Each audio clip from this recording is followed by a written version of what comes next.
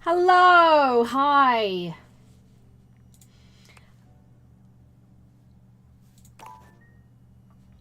I might just do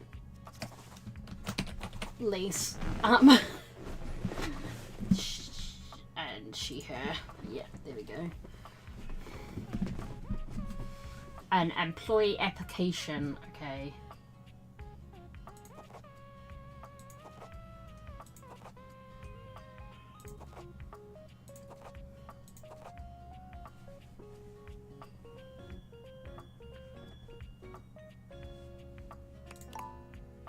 Yeah, I gotta. Okay. Valdivian. Okay.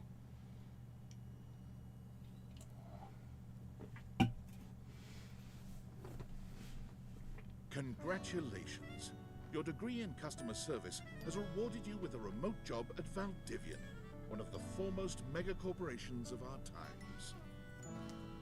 Though your house may be large, it is empty, and its halls long for visitors.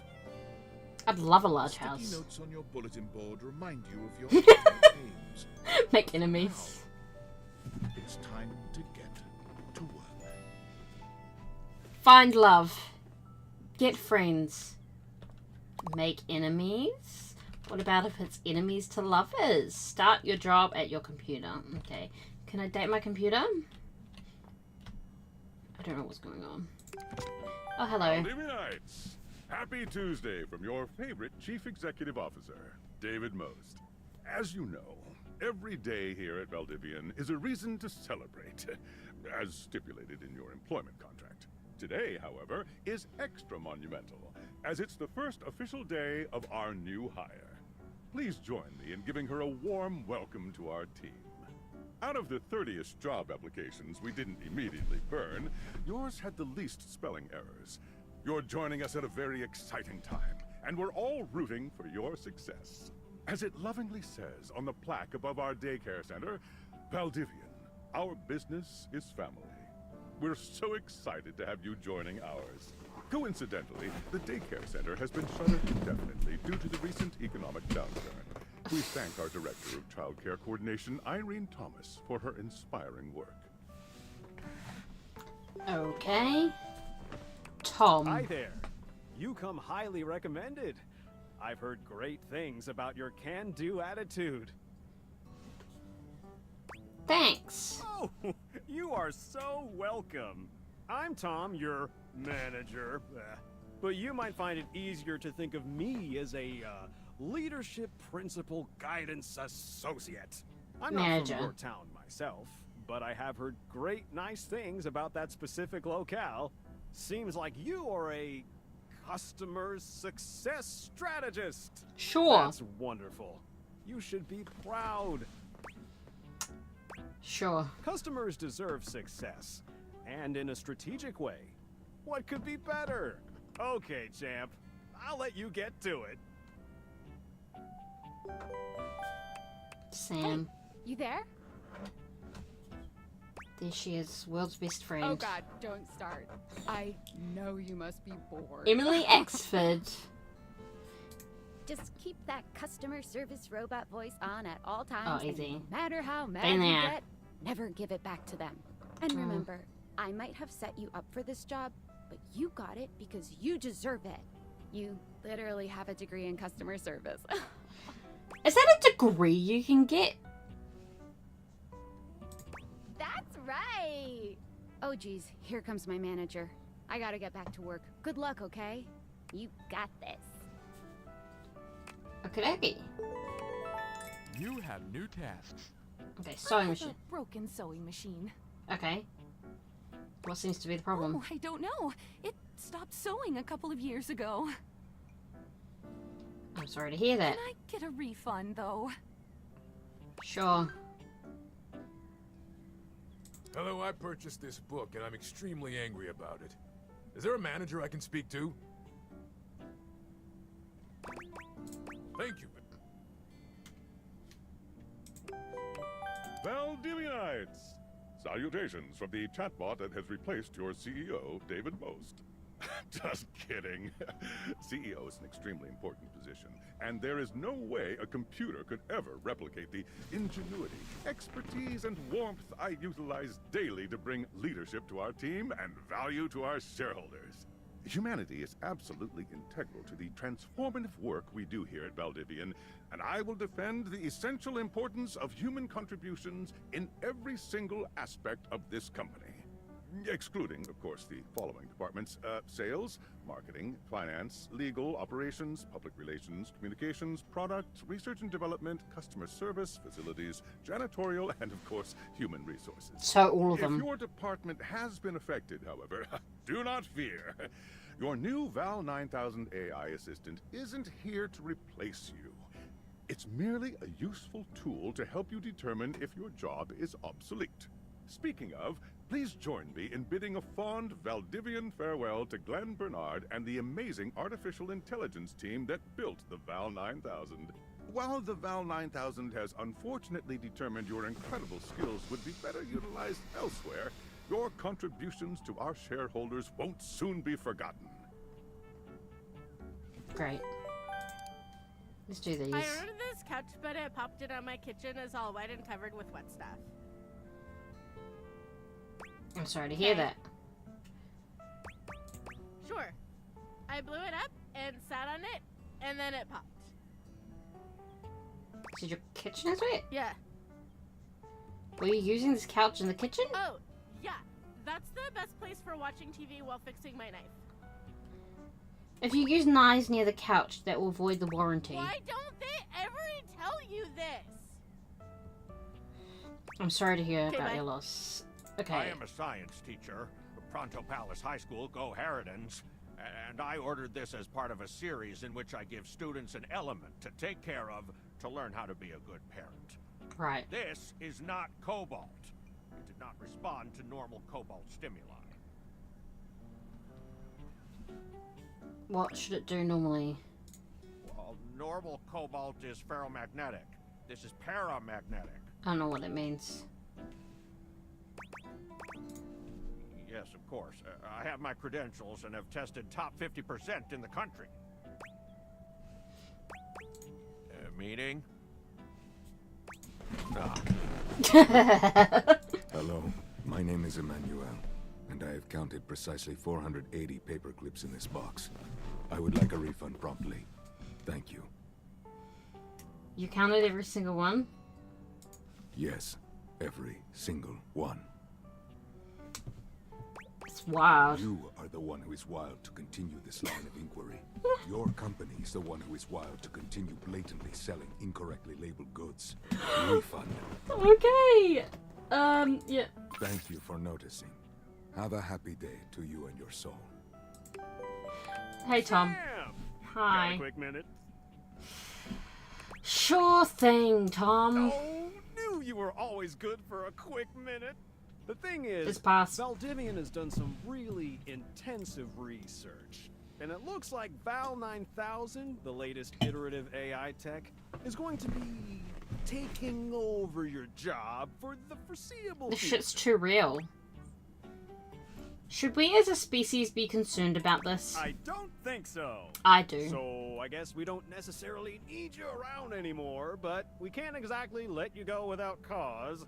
You and I are in something called labor limbo. We'll be around until we specifically muck things up, which then they can terminate us with cause. So, no muck. I'm over here doing my best too. Keep following the leadership principles and I'll check in with further updates. Great. So, are you one of the affected people? I think everyone is. I mean, I knew this was coming soon, but like, didn't expect it today. Sorry for getting you this job and then getting you fired.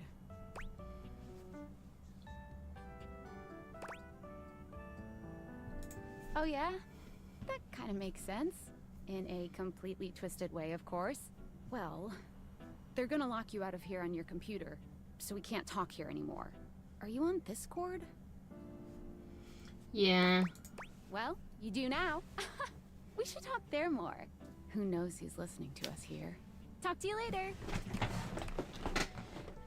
I guess so. Okay.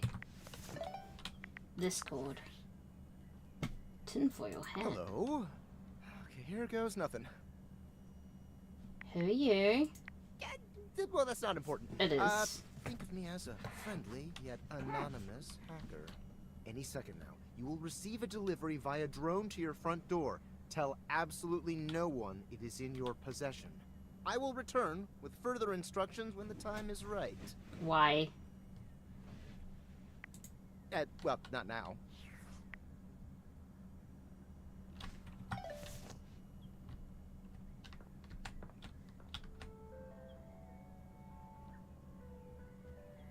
Yeah, the front. That's not the front door, my dude.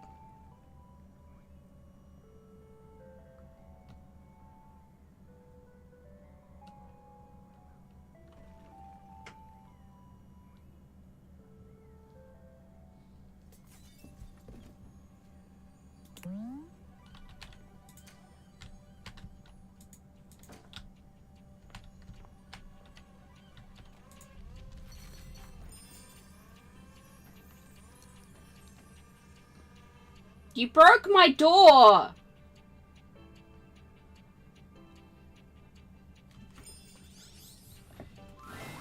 You're not quite sure how it happened, but there's a smiling, pink-haired stranger standing just a few feet away from you. You don't remember inviting anyone over. You certainly remember inviting someone this cute to your house. Hey there! Your life is about to change. Hope you're ready. Talking pair of glasses? Shut up, I hate you already. You know it, but I'm not just any pair of glasses. No, apparently not. I'm here to help you out. I'm a pair of Dateviator glasses. My name is Skylar Specs. Dateviator. Woohoo! New dateable. My lenses have special properties. They allow you to directly acknowledge a thing's existence. Or date. Oh, so you're not actually like... Okay. You see all the things around your house? Things you might have taken for granted? Now you have the power to get to know them better. They are inanimate objects. A lot better. Okay. And I have a feeling, just a silly old little feeling, just a grumpy feeling in my little tum-tum, that it'll help make your life a little bit more richer. Is that richer in the monetary sense? Because I just lost my job, apparently. And maybe find some love. Oh, okay, it is Love that stating. is all around you. In fact, let's go on a date right now. Not ready for that. Oh, it's okay. It won't hurt. Yet. Just kidding. I'm a kidder. I find it easier to cover my feelings in low-hanging humor to cover my unbelievably dismal self-esteem. Too real. I'm sad inside. Yeah. So, we are going to awaken our first dateable object. Go up to a door. Any door. And shoot some cool beams at it. Yeah. Pew, pew, pew, pew. Go, go.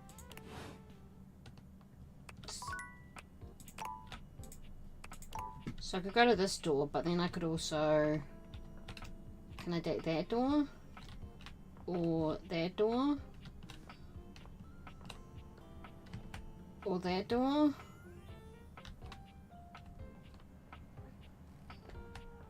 I'll do this one because it clearly wants me to.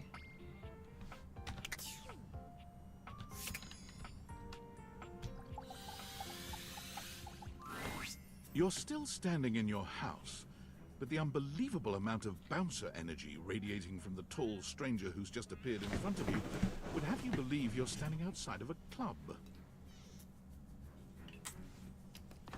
Okay. No funny business. I don't want to see those spectacles being used for something untoward. What does that mean? Oh, I just got an achievement.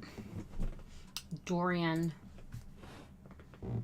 Because he's a front Dorian. Are they different Dorians? Hey, Dorian. Trust me, this is going to go super well. You sure about that? I'm just along for the ride. I'll believe it when I see it. After awakening an object for the first time, you get to speak with them here. You get to speak with each object once per day. We get a little knackered by using this newfangled date-viator rubbish, you see. Sometimes when you reach a certain level of affection with a dateable object, your relationship status changes. There are 3 statuses: love, friendship, and hate. Yes, this hate. Love can get you towards some really special paths for those you are truly interested in. But it's not necessarily the best of the options in my mind. Dorian is a big defender of friendship. If everyone were friends, the world would be an awful lot safer in my opinion. Fair enough. I've seen the complications of love. I've lived through the jealous quarrels of hate. Yeah, you've probably had a lot of people slam you. I'm sorry. A true bond is one between 2 friends with none of the intricacies of romantic tension. That's our bouncer Dorian talking, but you can go toward whichever one you like. Well, also what the other object, because you're not a person. Even hate, which isn't my fave personally. You speaking of Reggie? Ugh, don't remind me. How do they know each seem other? Like a good sort. So we'll be friends. For now. How do they know each other? Didn't she just arrive? I got a friend. Feels good, yeah? Friends. But friendship As it gets should you be. even more than that. I call it specs points. Speaks point. I'm getting a cookie. Take a look at this cool personality chart. Number go up.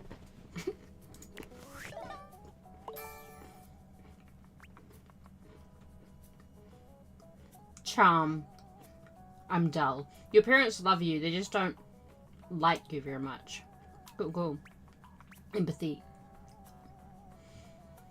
Aloof. You regularly need to be reminded what people are. Poise. It's like watching a baby deer learn to walk, only with less dignity. Smarts. You're the opposite of smart. You're not smart enough to know what that is. Sass. You get kicked out of a library for being too boring. Hey! Books are not boring.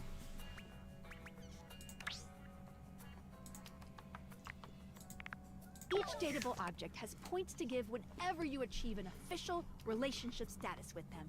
Get more of them to be able to choose some more advanced options. Okay. I feel ever so slightly more confident. You wear it well. You can check out your specs points on your phone, which... Wait, we gotta talk to your phone. Duty calls, love. Bye, Dorian. Take out your phone and then...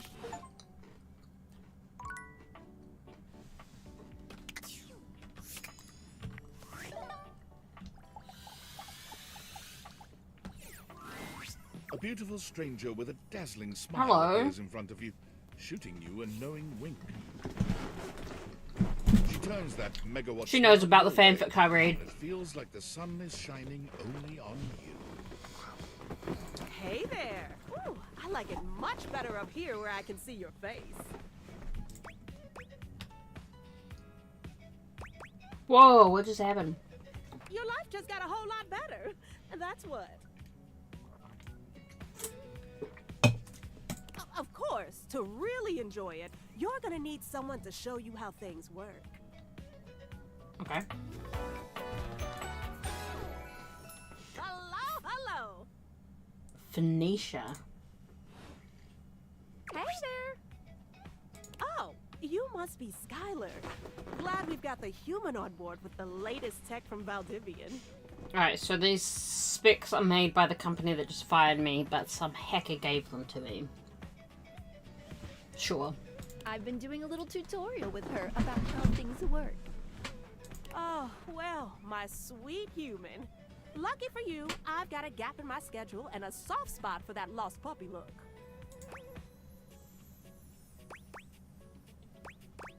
What look? Aw, yeah, that's the one.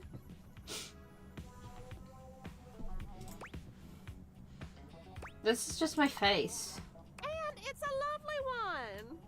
Anyway, I installed some apps on your phone that are only accessible when you put on your glasses. Bring out your phone, put on the glasses, and you'll see some new ones. One of them is an app Skylar made called the Data Dex. It's my way to keep track of all sorts of fun info about us dateable objects. Because there are a lot of us around this house. Yeah. Ooh, you know what? Maggie the Magnifying Glass also just dropped a really cool app. Oh, gotta run! Another call coming in! Bye, Phoenicia! How much more do we have? You have to meet 2 more of us. You're getting there. Now, go awaken. Which, of course, is conveniently located on its own little shelf next to the piano. Thank you. Probably wouldn't know otherwise. Wait. Okay, so this tells us. Okay. Voiced. Oh, they have a little thing here. Voiced by Felicia Day. Okay, that's pretty cool, Felicia. Voiced by Lanissa Frederick. Likes the latest. Anything. Dislikes anything from last week. Dorian. Voiced by Ben Starr. Likes friendship. Dislikes nonsense.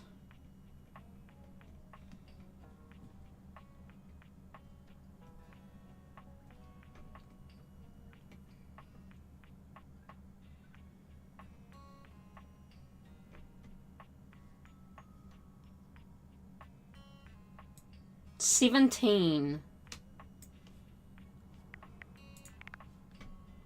Oh my gosh. It's 100. There's just a. Oh my gosh. There's 100.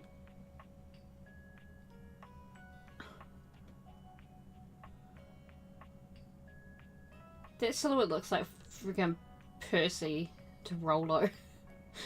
I mean, I know it isn't, but yeah. Just a silhouette. Oh my gosh.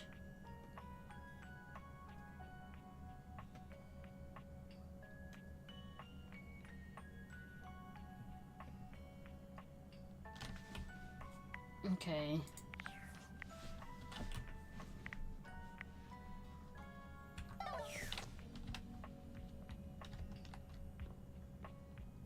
Ah, yeah. There's a distinct air of mystery to the private eye that stands before you. She reminds you of the old detective serials your parents used to watch. She gives you a scrutinizing glare through her magnifying glass, one eye comically enlarged. It's especially goofy looking to see it on someone with glasses. Okay. Well, well, well.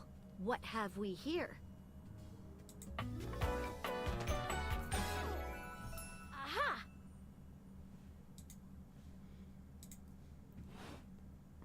You're not a suspect, are you? Is that Harding? No. A witness, then. To what exactly? Just as I thought. Maggie, it's our human's first day talking with us. Go a little easy on her. Interesting. These glasses come in from the outside and are already trying to influence my case?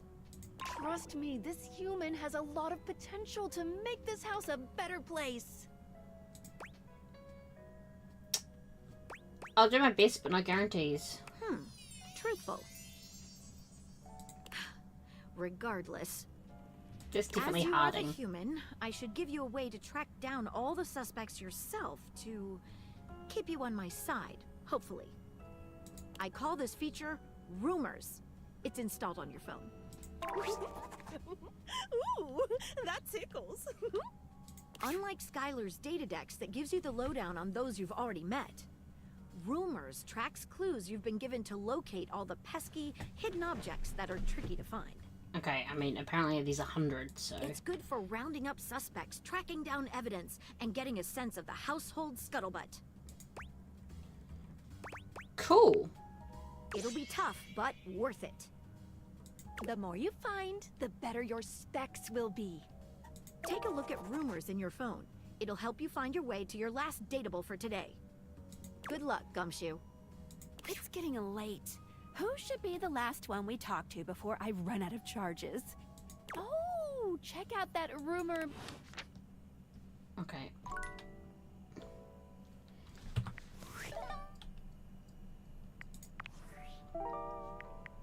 Sweetest dreams. Took to your bed next. Should be upstairs in your bedroom. Dream mentioned someone I read you when you first met him. Really mysterious gift. Okay. And then I've got something else in my data decks. Where's Maggie?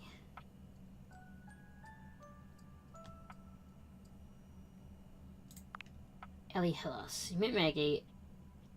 Likes evidence, facts, running up suspects. Dislikes privacy, boundaries. Okay, girl.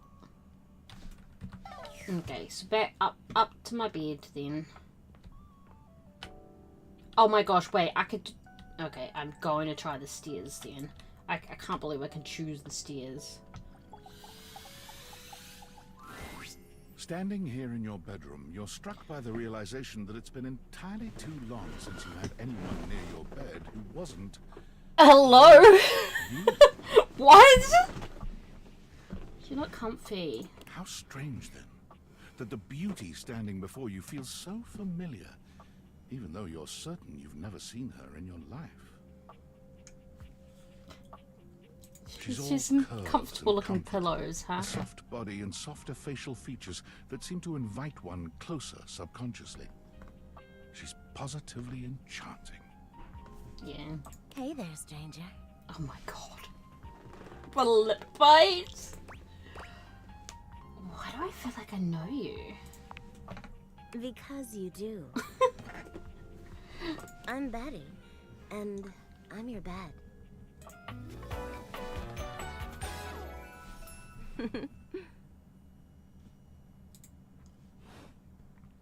We've been sleeping together so many years, it would be a little weird if you didn't know me, don't you think?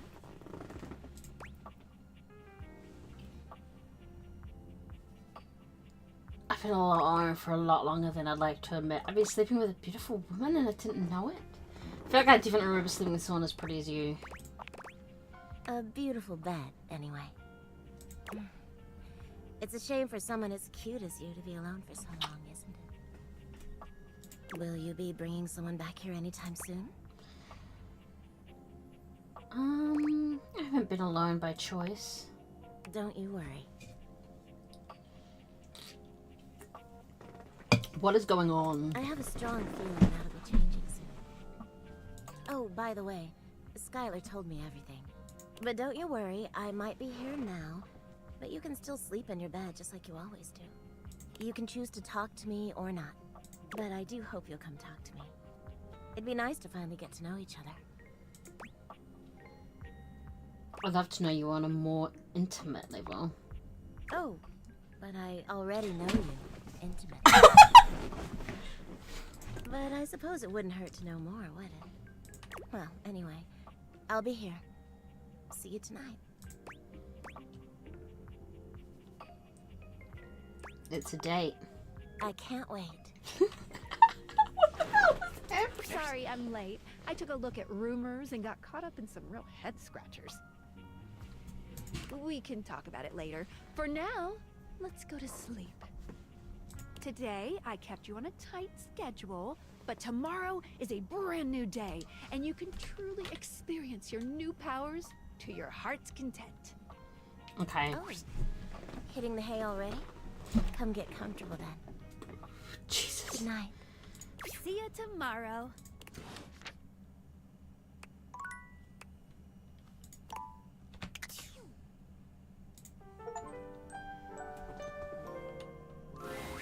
Nightmares are nothing new. Jesus Christ! But this terror standing in your room is certainly a unique experience. It's hard to even make sense of what you're seeing. A dreadful figure, wreathed in black, with what seems to be the suggestion of a horse's head, with snake and lion heads sprouting from its shoulders. It has a multitude of eyes where they shouldn't be, and teeth that decorate what would be the belly and hips on a human figure. But it's not the monstrous anatomy that freaks you out the most. It's that lizard brain feeling of fear the figure inspires in you. You want to run, but by some miracle, you don't. Okay.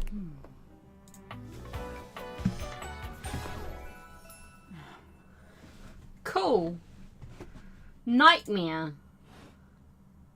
Oh, I'm getting a reading. It's a secret feature. Tell me. It's called Content Aware. It goes off whenever I have the feeling that something a little off-kilter might happen. Okay. It gives you the chance to see if this dateable might be someone you might want to skip due to content concerns. Useful content creators? Tell me more. If you're worried that you might miss out on points or stuff, don't get your tushy in a twist. I'll take care of the dirty work for you. No penalties incurred, I swear. Pinkies! If you're interested, you can turn it on now. You can also turn it on or off anytime I see ya. What kind of things are you looking for? These datables have some subject matter that might be troubling. PTSD, violence, stalking, manipulation, domination, mental health issues, addiction, and many more. Okay. If you want a gentle warning when something approacheth, I'd recommend you turn it on. Okay, let's do it. On it. Content aware mode, activate. Okay, back to it. Hang on. My content aware is going off. Nightmare is, well, just that. If you don't want anything too spooky, I'd recommend skipping this one. You cool with that? Or you want to skip it? Let's give it. Just be aware. This is good for me so that I'm ready for it, and for any viewers who... Carry on, then. There's something crawling up your leg. What? Don't you feel it? You know it's there. A fly, maybe. Or something else. Something a little more malevolent. A little more vicious. Quit it. I realize I am in the way of the... Your leg. So I'm going to move me. Because I am in the way of the options. Aren't you going to do something? Ah, that's right. Yeah, oopsie. You can't move. Now there's another on your arm. And another on your shoulder. Creepy. Dozens of little prickles across your skin. The prickles turn into punctures. The picture of poison pervading the parts of you you keep under the covers. There's an itch by your mouth as one pries open your lips, scurrying down from your cheek. So many little legs. Spiders. Or maybe ticks. Another crawls across the curve of your ear, and you hear it. The scuttling. The buzzing. The sound of your flesh being devoured in a million nanoscopic parts. Whatever they are. They're eating you alive. Ugh, you think I'm afraid of bugs? Nice try. Stop, please. Trying to put up a tough front, huh? No matter. I'll find out what scares you. Doubt it. In any case. I mean, it was creepy. I have a thing about bugs. It was simply delightful to meet you. So you're just named Nightmare? That's not very clever. And neither are you. Yeah, okay, Until fair. next time. Wait, how can I see you again? You'll see me sooner or later. But if you want it to happen sooner, they say coffee at midnight is a good way to invite the darkness in. Sleep with one eye open. She fades into nothingness with one last creepy laugh.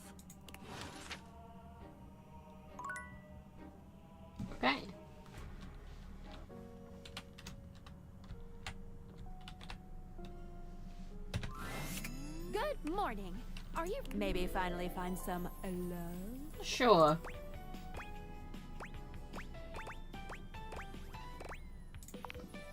You can leave your house at any time, but when you do, your journey with me pretty much ends right there. Why? I was sent to you in secret by that hacker, and as soon as you step outside with me, Valdivian data drones will take me away. I love and trust Valdivian. They would use you for good. That's convenient. What? No, it isn't. I don't know what you mean by that. Anyway, I wouldn't recommend leaving your house now. Your adventure has only just begun. Any other questions? Why am I doing this? Glad you asked. I was sent to you for a reason. A, well, mysterious reason. Right. Exactly. Since there's no one else here you could ask about it, I'd recommend doing the only thing you can do, and date. Okay. Any other questions? We should go next. I would suggest, as a detective, she'd have some good places to start. Right. I already talked to her. You did yesterday, but today is a whole new day, and I'm fully charged. Maybe I want to meet other people. But really, there's no going wrong here. Talk to anyone you want, in any order you want. You're basically in a big, huge sandbox open for you to play in. Except, instead of sand, it's your house. And instead of a box, it's also your house. So it's a house. Any other questions? I guess that's it. That might be it for this little Date Viators tutorial. But I think we're gonna see a whole lot more than we ever imagined pretty soon. Well, how soon? I said pretty. I don't know. Give it bye. Okay. What if I... Can I open my drawers? Okay, I can.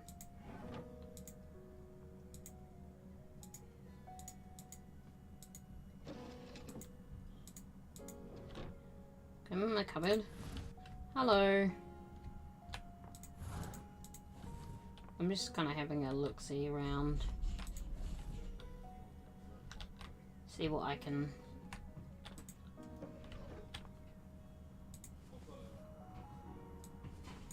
Okay. Oh, hello, bathroom. Oh, it's a gym. What's on here?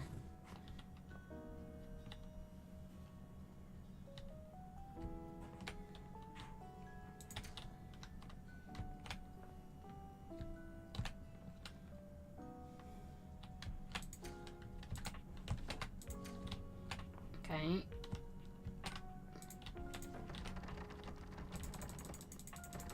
Let me in!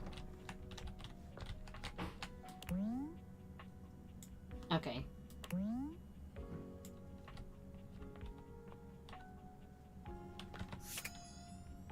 I'm gonna do the stairs. A distinguished beauty. Oh, with an elegant hello! grace. You never really thought so many hard corners and angles could be soft and graceful, but she's really selling it somehow. Oh, hello, dearie. Mind your step. I'm getting a bit creaky in my old age. I'm working on it, mind you. I'm Stella, your quickest way up and down between floor and ceiling. Airway calling.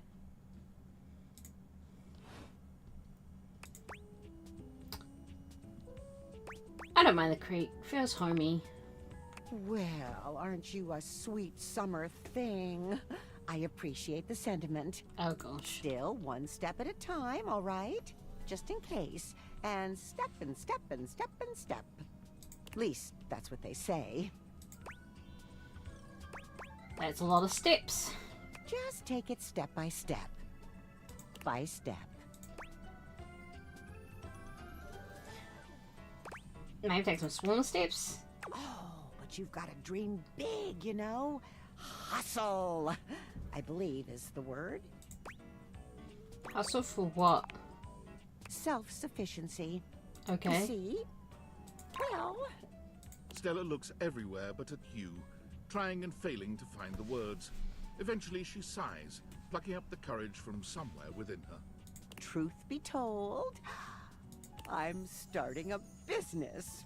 Okay. She gives you a nervous but sweet smile. That's great. What kind of business? Well, it's, a lot of things. But I'm focusing on a new release right now. Market research tells me it's a little lacking around here. No offense to anyone, of course. You mean me? Oh, goodness, no. Just everyone.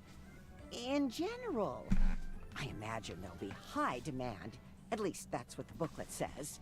You know, if you were interested, I could get you in on the ground level. This is an MLM scheme. Have you ever heard of a pyramid scheme? I mean, I've heard about the pyramids. Beautiful things, always wanted to see them. Never had the time. Probably a little too late now, though, isn't it? That's not what I meant. Oh, no. I've gone off book. Oh, it all seems so much easier in the booklet. You're reading from a script? I thought I had it locked down. The script. They tell you what to say and how to say it. Problem is, I haven't the darndest charisma for it. Stella Steps to Success. How to sell that sale and change your life, generate passive income and financial freedom, all from the comfort of your own home. Stella pulls out a pamphlet from deep in her bag.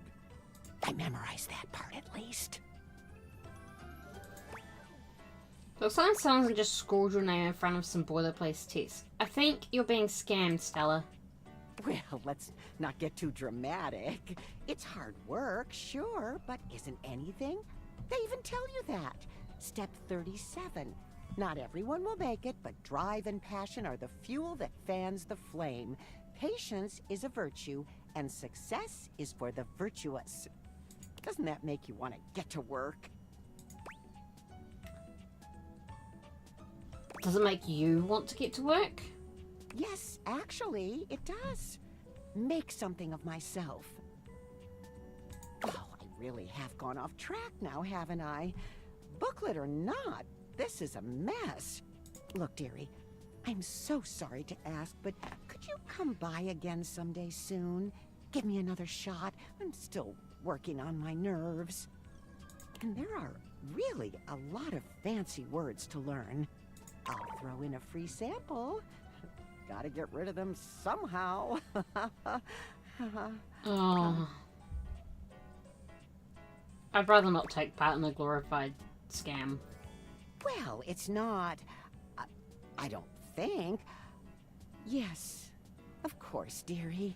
Sorry to bother. Girl.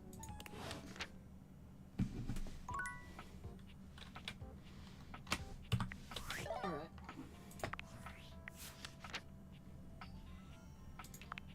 Nancy Lenari. Gullible.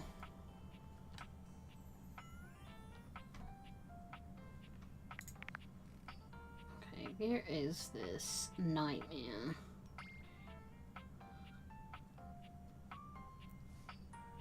Betty.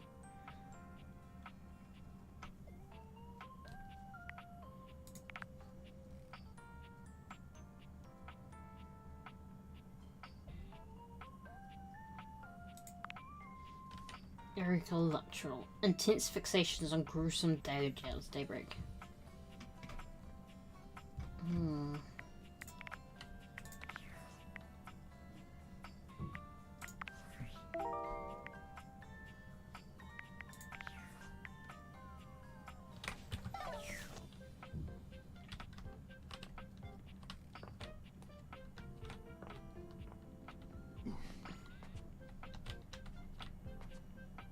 Mirror.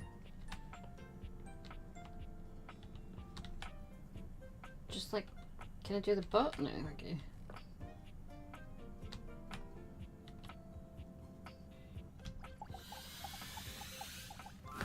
The clock. You see a slim, dainty gentleman in a well-tailored suit. He's absorbed in the ticking of a fancy pocket watch, but it's the feline ears on his head that most catch your attention. A tail sprouts from just above his backside, moving back and forth in time with the watch. Tick, tick, tick. Tock, tock, tock. Don't. Do not taint the perfection of the clock with your disgusting imitation. Why have you come? I don't see interruption to meditations on the beauty of time on the schedule. Schedule? I love you, dude. I am not disputing that. But you are not on the schedule.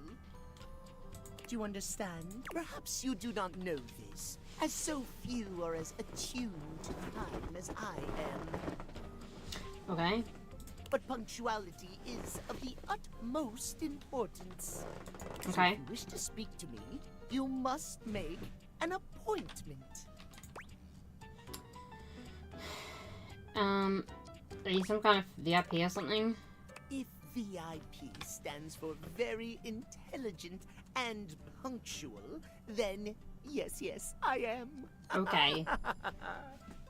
If you wish to make my acquaintance properly, you will return with an appointment. Are you at least gonna tell me your name before I do that? Sweet heavenly hours, I was so busy reprimanding you, I forgot to introduce myself. Not that you didn't deserve it for breaking from the schedule, but it is no excuse. Schedule? Timothy Timepiece, at your service. I'm Linus.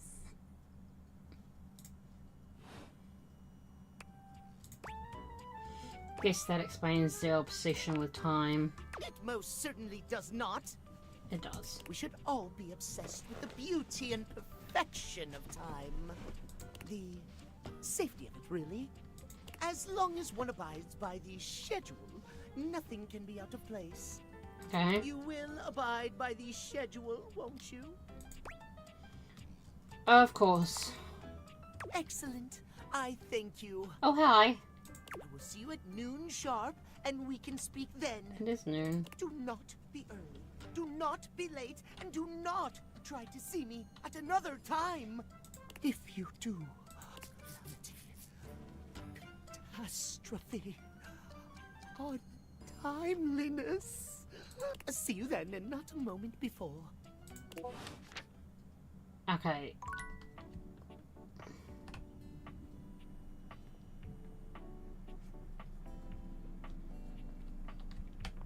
Coffee table. Couch. A lamp. Though, oh, I've got something in my Dagger Dicks.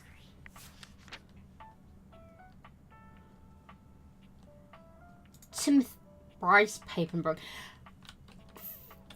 But Makoto Naegi and Nagano Komaeda.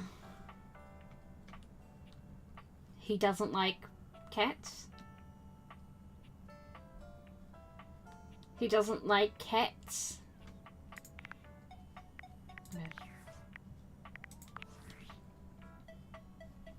Hey! How's things in labor limbo? You been using all that extra time to do anything fun? Can I date a real person? Something weird happened to me. Well, go on and tell me. I got this weird gift in the mail. What, just out of nowhere? So what was it? Special glasses. What's so special about them? Huh? I know you've been watching too much anime. Yeah. What do you mean? Not done yet. Ow! What else is there? We're hanging out. You understand how insane you sound right now, right? Like, If you were literally anyone else, I'd be like, oh, this person thinks I'm stupid. You're serious? You're not fucking with me? I am 1000% serious. What do you mean? Yeah, no, it's fucking weird, girl. What? You seriously have magic date furniture fuck classes? I never said anything about fucking. Date theaters? This is too much. I'm not equipped to process this today. I'm logging off. Goodbye. That's fair.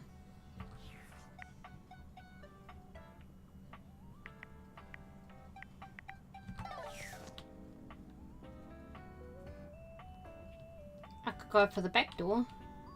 Curtains? Should I?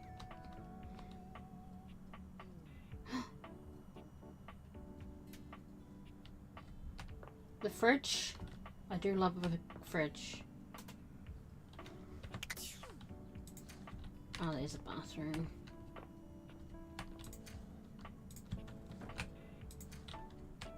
Oh, hi.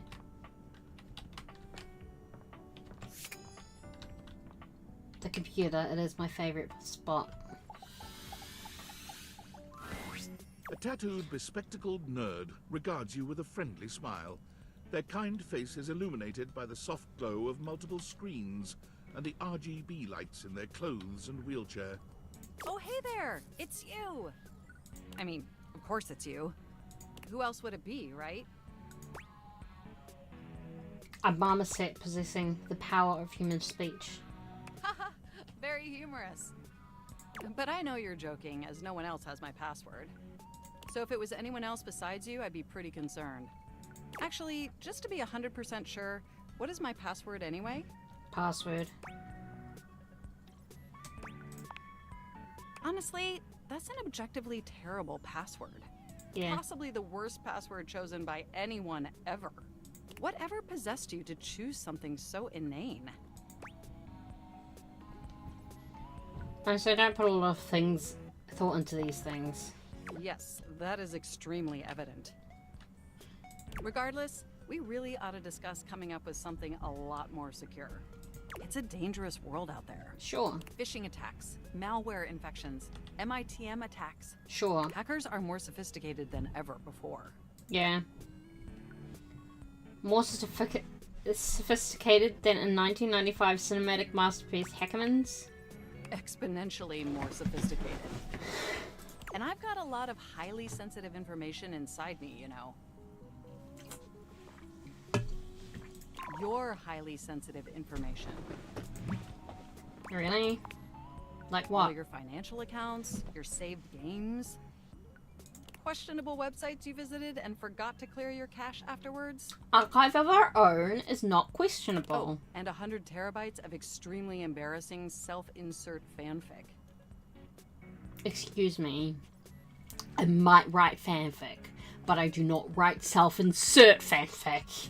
We really need to ensure all that data is properly protected against cyber criminals probing my system for weaknesses. Haha, probing. Very humorous. I have an excellent sense of humor. I haven't even had the opportunity to properly introduce myself. I'm Mac, your desktop computer. But are you a Mac? I've booted up before, but never like this. I mean, we've obviously met before. More than met. You interface with me on average for 11.4 hours every day, after all. Being called the fuck out. Jesus, that much? Yeah, and in all honesty, it's amazing.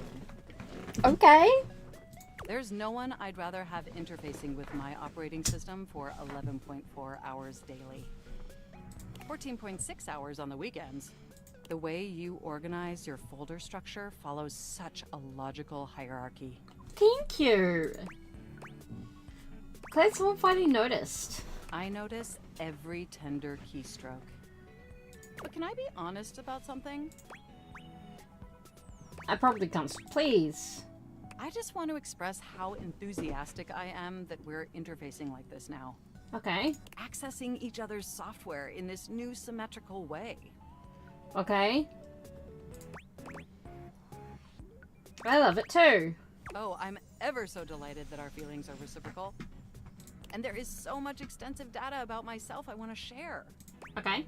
Please do. I want to know everything about you. Amazing! Oh, where even to begin? Honestly, there's so many pressing issues that take up an inordinate amount of my RAM. But there is one issue that's been grinding on my CPU above all else. All the self-insert fanfic? No, I am quite capable of parsing through that. But for me, the most pressing issue is, and I want to put this as delicately as possible, you haven't updated my operating system in over a decade. Haha, yeah, that sounds like me. Look, the situation has not been ideal, but I harbor no anger. It's just that the outdated software has made it difficult to be my best self for you. Honestly, it's a miracle that my applications are still running at all. My recycle bin is called Pile of Ash. My Bluetooth is something called Beige Tooth. It doesn't even connect to anything, and definitely nothing beige. Doesn't that bother you? Not particularly. But particularly it is.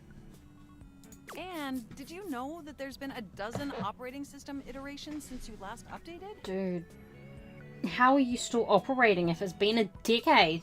Computers don't last that long. I guess I wasn't paying attention. Look, I'm sorry. I really don't mean to blame you for my troubles. We have such an amazing time interfacing together, and the last thing I want to do is rock the boat. It's just that before today, I had all these needs, but I couldn't articulate them to anyone. And since I couldn't articulate them, there was no way for them to ever possibly be fulfilled. But things are different now, aren't they? They are? Don't you see? We're actually exchanging information symmetrically now. Instead of you just pressing my keys to write your adult-themed self-insert fanfic, we're having a real conversation. This game is just calling me And out. suddenly my Apart from the needs aren't just pipe self-insert dreams part. locked away in my hard drive. I'm sharing them with you. And by sharing them, it's suddenly possible to finally actualize them. That is, if you're willing to help me, will you? Will you finally upgrade my operating system? Please? Of course. Amazing! Oh, I am so excited. My CPU's practically overclocking with anticipation. Here's the thing. It's probably gonna Can fuck come you back up. tomorrow so we can begin the process? Enjoy the offline world. Cool.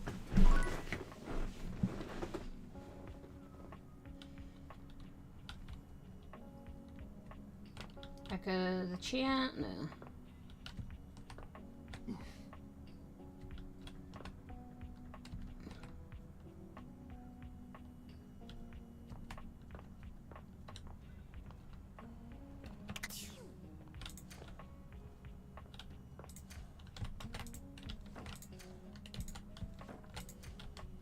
Oh, there's a vacuum cleaner.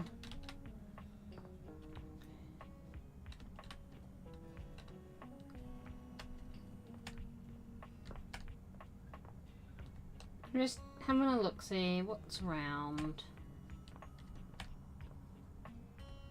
What should I talk to next?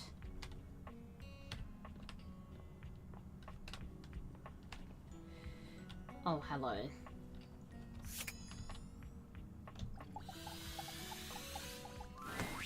A bartender drums her fingers on the countertop, really bored out of her mind.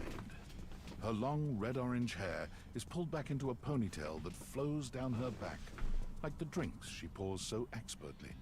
She makes herself a drink, taking a small sip of it and setting it down. Your entrance startles her so badly, she nearly knocks it over. Someone's here. Marisha Ray? Welcome to my humble bar, the Tipsy Tumbler. It's not called the Borrow Bar! I'm Beverly, but you can call me Bev, or Beverly, or Madam Proprietress. That would be so cool. Hi, Madam Proprietress. I'm the owner and bartender and janitor and stockroom attendant. Nice to meet you. It's Marisha Ray. Beverly squints at you, frowning as she seems to be considering something. And then she snaps, pointing at you. Wait, hold on. Oh my gosh, it's you. My proprietor. I can't believe I didn't recognize you. Ugh.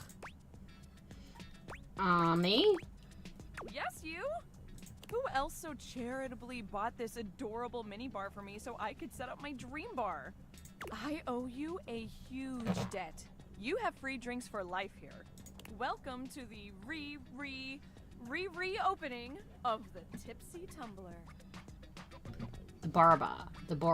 And I know what you're thinking. Oh, Bev, that's a lot of openings. Did something happen the first 6 times you tried to open the bar? Nope, nothing.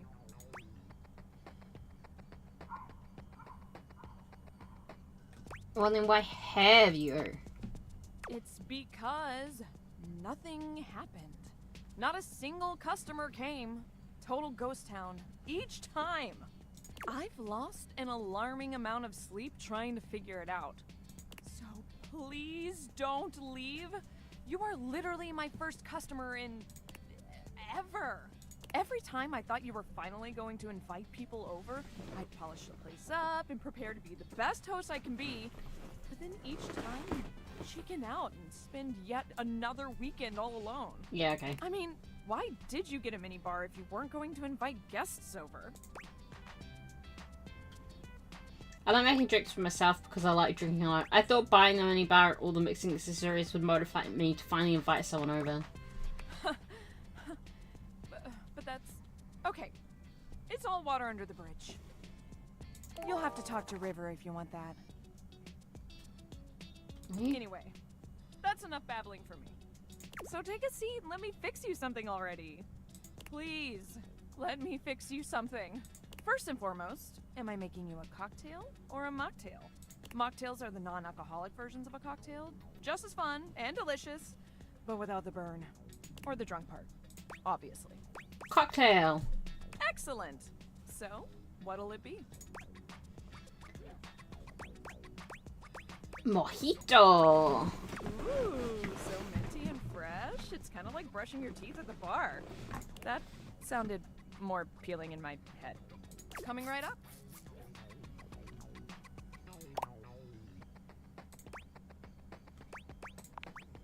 You lift your glass to your lips, taking an extended sip. How was it? Where'd you learn to mix drinks like this? Well, after 6 grand openings, I got a lot of practice in. Okay. Plus, with a name like mine, I should know my beverages pretty well. I really don't want to close this place down. I've put my bar and soul into it. So, will you be my first returning customer? Sure. Really? Oh my gosh. Yes. Yes, thank you. Tell your friends. Tell everyone. Please. And I'll be seeing you next time.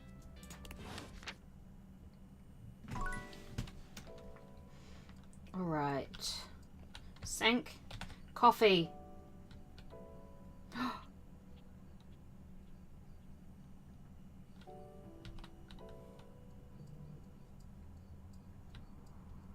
Microwave. Oven. Toaster.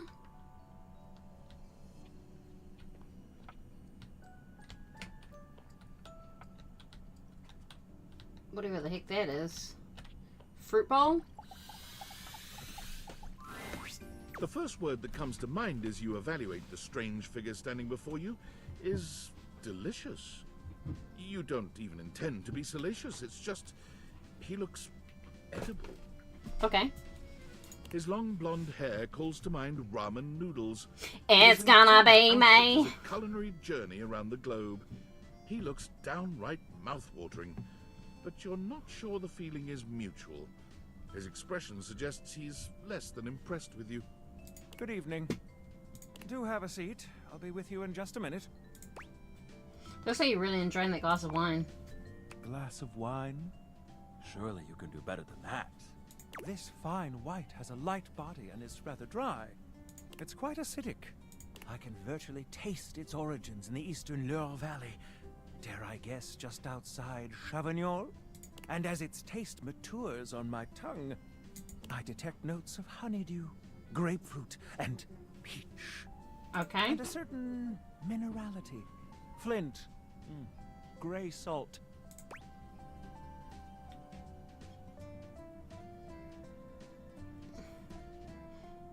Riesling then? Pathetic. Just pathetic. But where are my manners? Allow me to introduce myself. I'm Mitchell Lynn, food critic extraordinaire. Michelin. Paragon of the perfect, advocate of the adventurous, and bane of the banal. Salutations.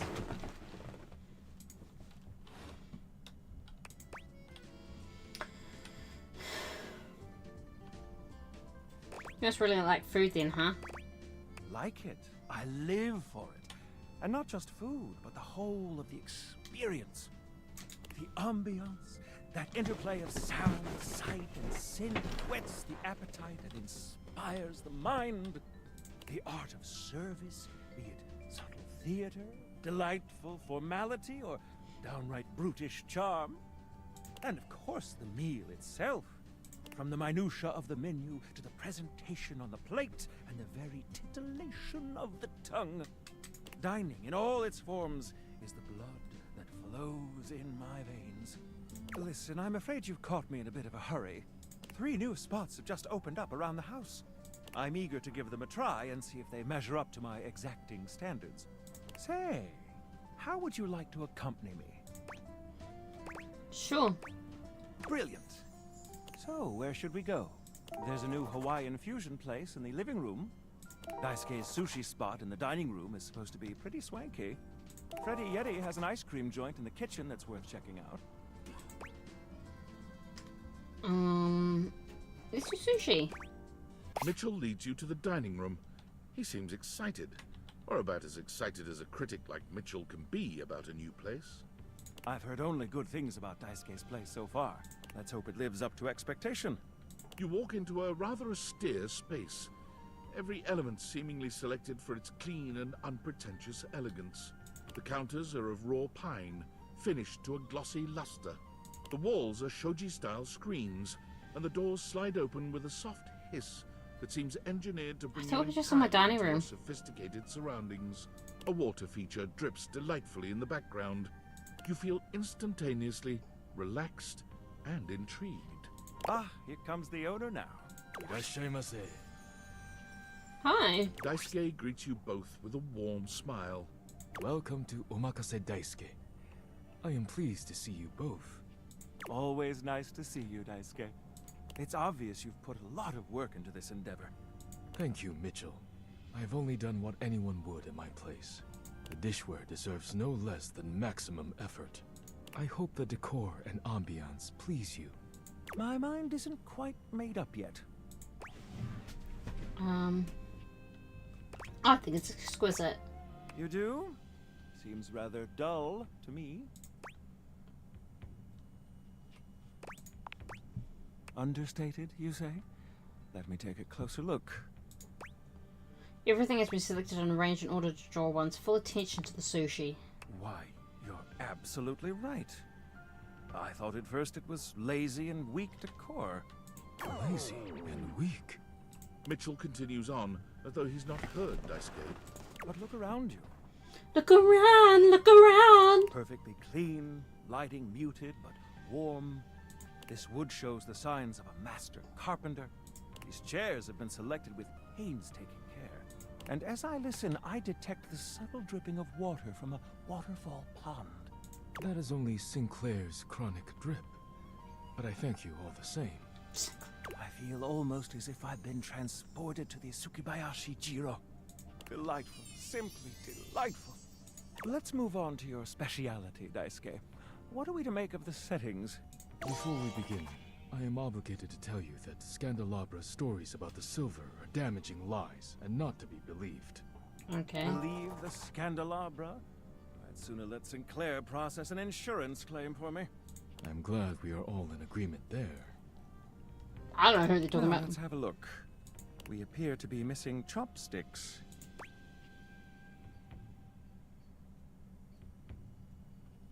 Sushi is anyone with the hands. Yes. But if you wish, I can bring you some. No need. I'll eat in the traditional way. And I must say, marvelous attention to detail, Daisuke. All right, let's get down to business. I'm starving. To defeat. As the name suggests, we offer only omakase.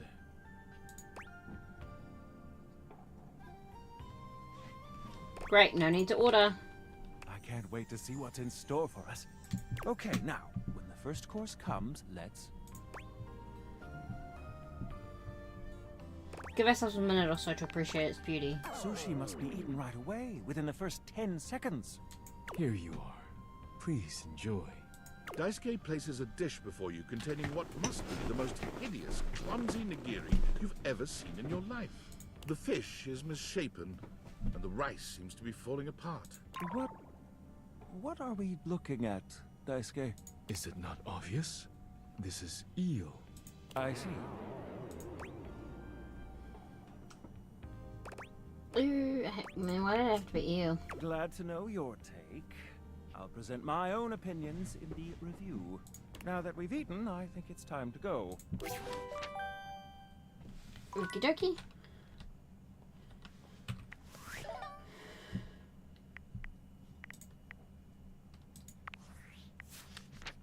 Okay, I've got some more here. Let's have a look. Beverly. Yeah, Marisha Ray. Yeah. Michelin. J. Michael Tatum. He dislikes cronuts. And then Mac. Regan Linton. You met Mac. A tattooed okay. Dislikes romance novels. Okay.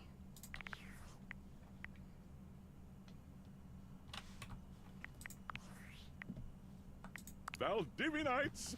It's me, your CEO, David Reginald Most. I'm writing to you from the awe-inspiring beige pavilion at the historic Cottonwood Hotel just moments after stepping off the stage at the Valdefest keynote. Okay. Let me tell you, the room felt positively electric.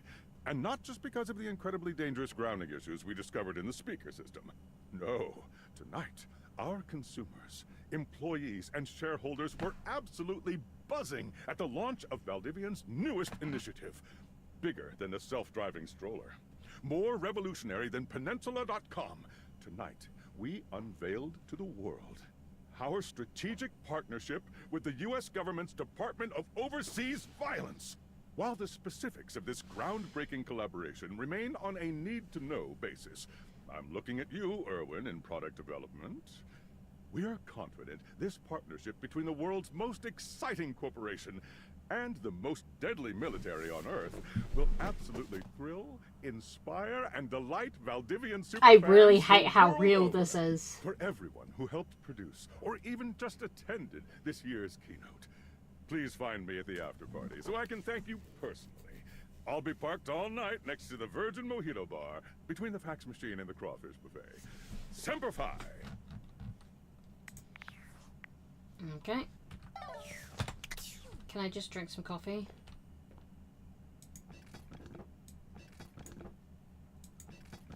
Okay.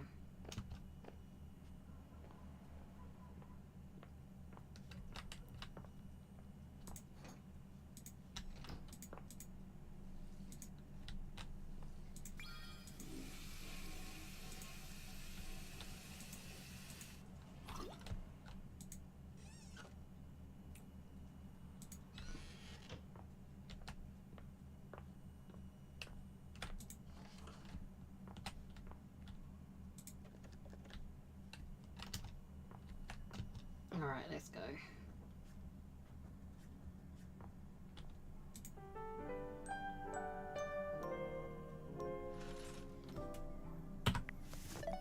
Alright, I'm gonna going to do is I'm going to quickly save.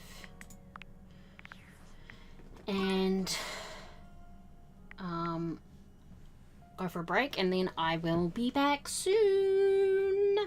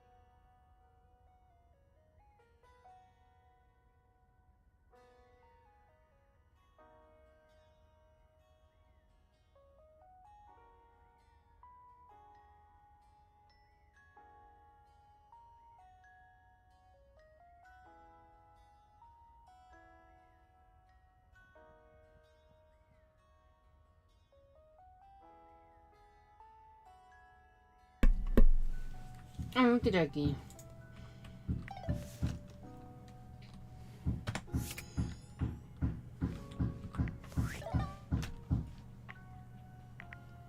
Rumors.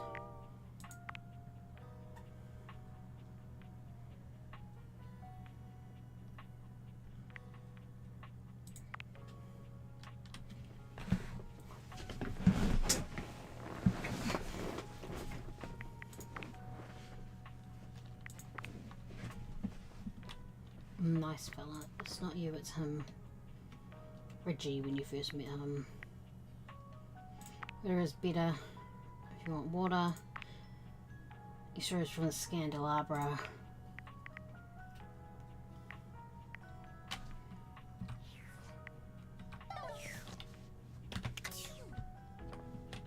Okay. So, one thing.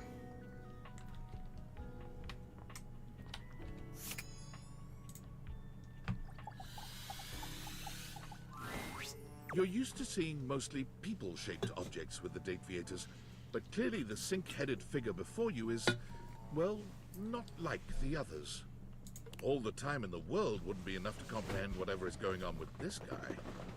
You can see that he's got a sink for a head and the clothing and posture of a beleaguered stand-up comic, but your inspection is cut short by his disturbing screams.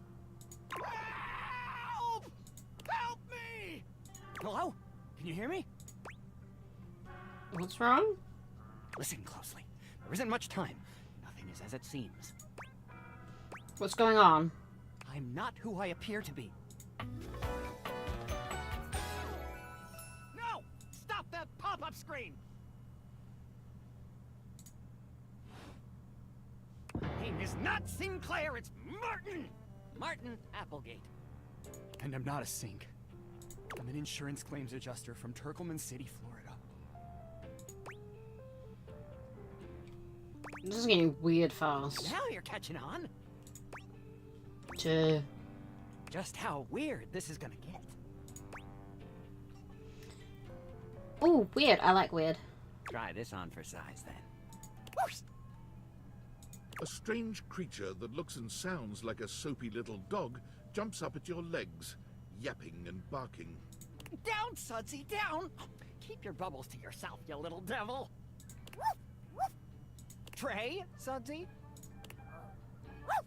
Go to your tray. Sorry about that. Before I begin telling you my tale of woe and Temple's Shirley, let me let Sudsy out, okay? When he gets like this, I just get flustered.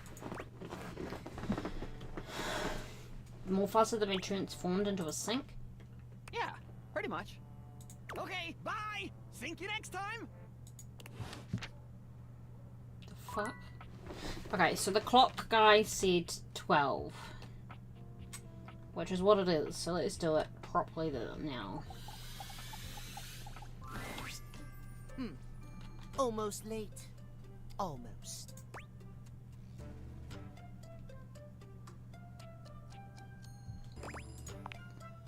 Yes, indeed. You're just in time. Tell me why you've sought me out. Aside from the pleasure of my absolutely sparkling wit and golden company.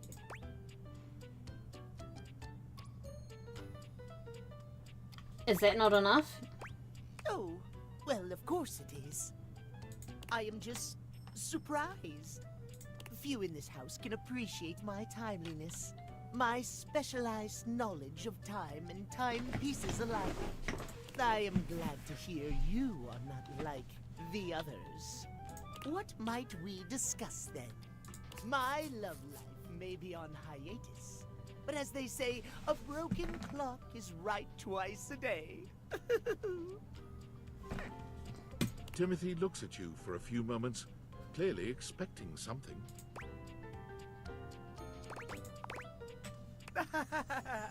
Yes. Well, let us start with the most important thing. Sure. Timeliness, next to godliness, as they say. Isn't that cleanliness? Of course it isn't. How very silly. Cleanliness, while important, is nowhere near as important as timeliness. Imagine, if you will, you show up to a date showered and clean, but 2 hours late. Does your cleanliness matter then? I think not. It matters a lot, actually.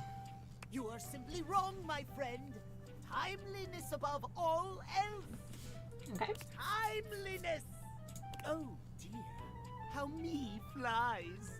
I must away quite soon, but before I go, I want to be sure I've imparted my wisdom to you precisely as I meant to. What did you learn from me today?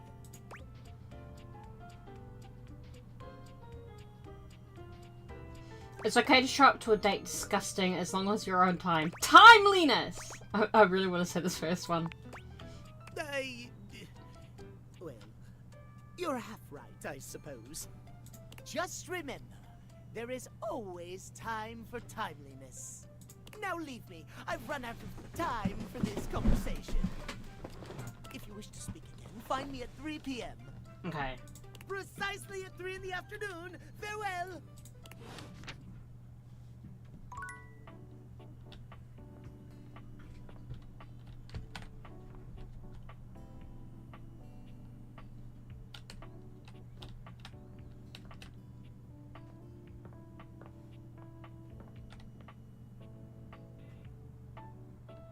Awards. Oh, look, there he is.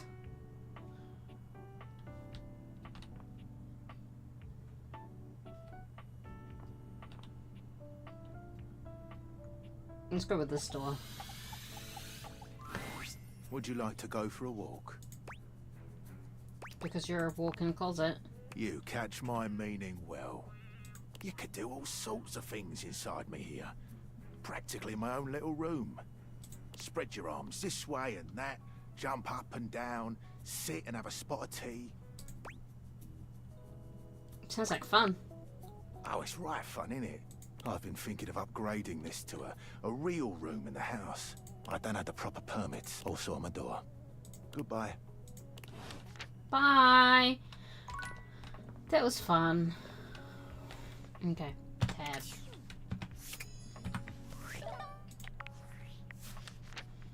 Okay, so we've got extra things here. We last met Jared in the gym closet and had a chat. Alright, and then Timothy timepiece. Timothy about at 3 p.m. sharp, if not.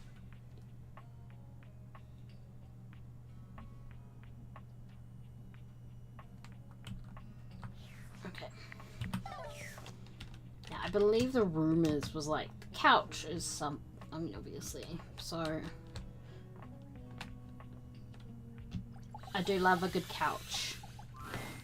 Seated in your living room is a being who seems to truly embody the concept of comfort. His arms are draped over the back of the couch, his head tilted back, and his eyes beginning to flutter shut. He looks just as though he's about to fall asleep, but when he sees you approaching, he shakes it off, looking up at you with a sweet smile. Hello. You look so cozy. Join me. Sure. He pats the seat next to him. Come on and take a load off. I'm Koa, by the way. Hi, Cole. Hey, here, boy.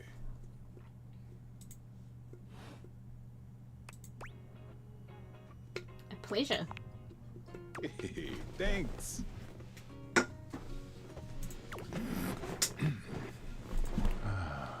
Most everyone would continue the conversation from here, but Koa only closes his eyes, sighing pleasantly. You wait for him to say something, but all you can hear is his quiet breathing. That's the keys lost in the couch, isn't it?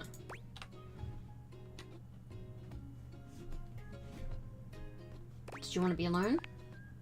No, that's okay. Koa opens one eye, but he doesn't move. I just thought you might like to share in all this comfort, you know? Couch culture is really all about taking it easy together. You know, like, you ever heard people talk about alone together? Yeah.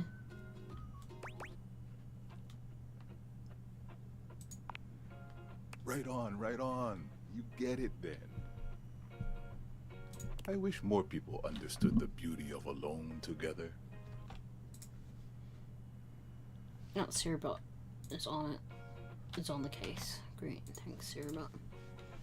It means you can be at peace with another being without even saying a word. Yeah, that's great. It means not forcing a conversation or an activity between the two of you. Look at the money dropped. It means just enjoying the moment without any expectations. Absolutely. He sighs pleasantly, closing his eyes. Beautiful. You'll see. Koa breathes in deep, sighing pleasantly. When he relaxes, the entire room seems to relax with him. You find yourself growing sleepier alongside him. You're not sure how much time passes as the two of you sit side by side in companionable silence, but it's certainly a good while. Thanks for keeping it chill, buddy. This was real nice. Got something I want to give you. Is that my pocket change? You know it. You know, in couch culture, we're not big on expressing ourselves verbally. We prefer to let our actions speak for us. And a gift like this, it's just a way of honoring our friendship. I'm touched you'd share your culture with me. I'm just glad you appreciate it. Koa yawns. I'm gonna take a nap. Feel free to stick around as long as you want, alright? I'm just so comfy.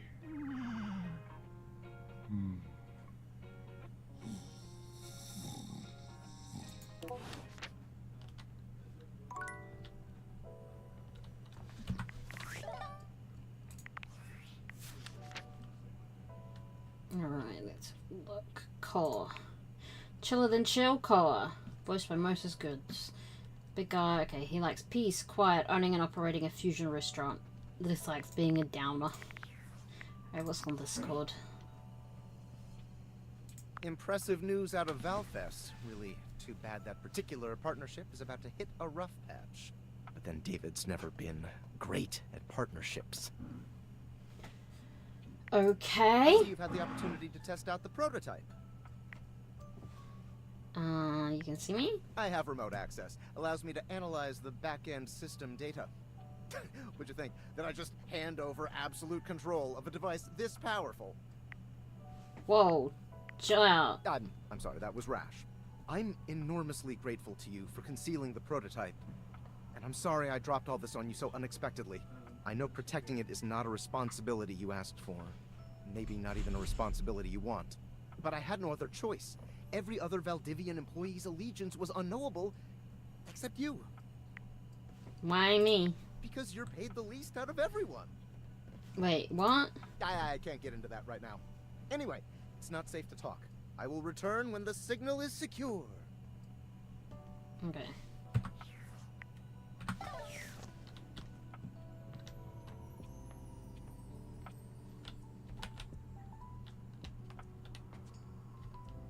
I'll definitely come back to talk to Beverly at some point. Oh, hanger. Cupboard. Sink again.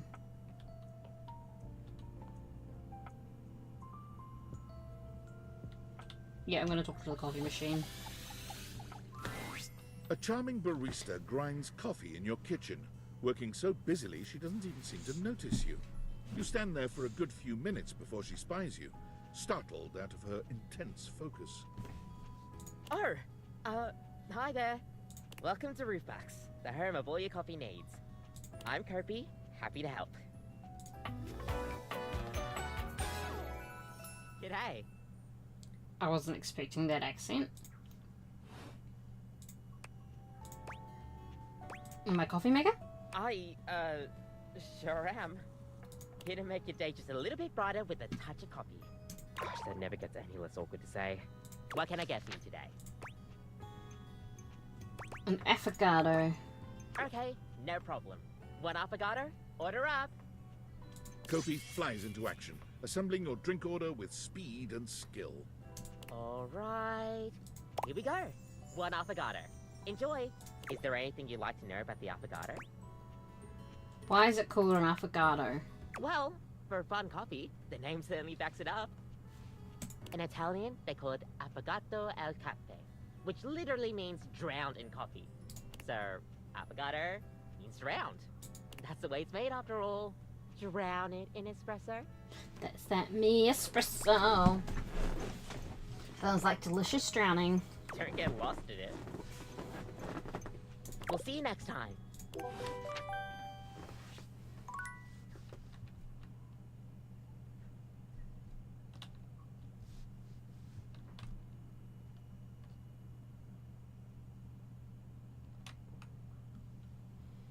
Alright.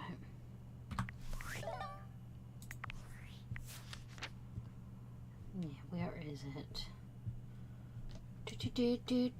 Sinclair, right. Nick Thurston. One of the most bizarre just as he was about to tell you a story, okay. Like, classical literature, calisthenics, shoes with lace patterns. dislikes oppression of the proletariat due to unrestricted capture of profit by the means of production, cured meats. Okay, dude. Domden. Cover something caffeinated. Okay, cool.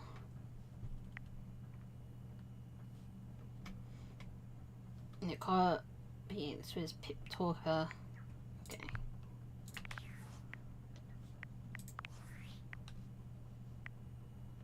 Valdivitianites! Yo, yo! It's your boy, David Most!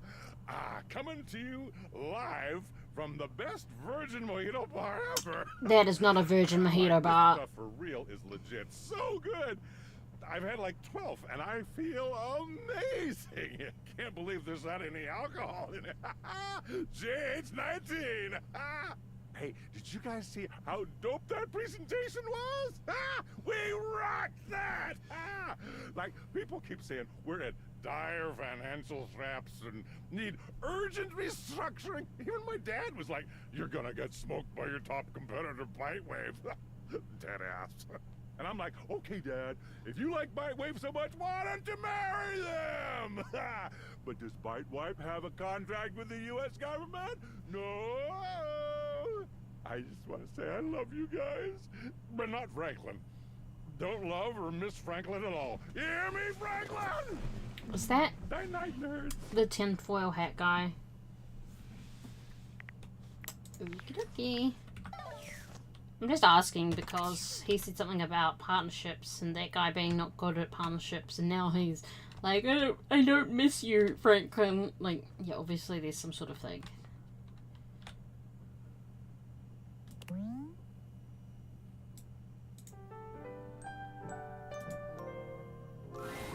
Your room is dark and cold, and though you may have gone to sleep alone, you could feel someone else here.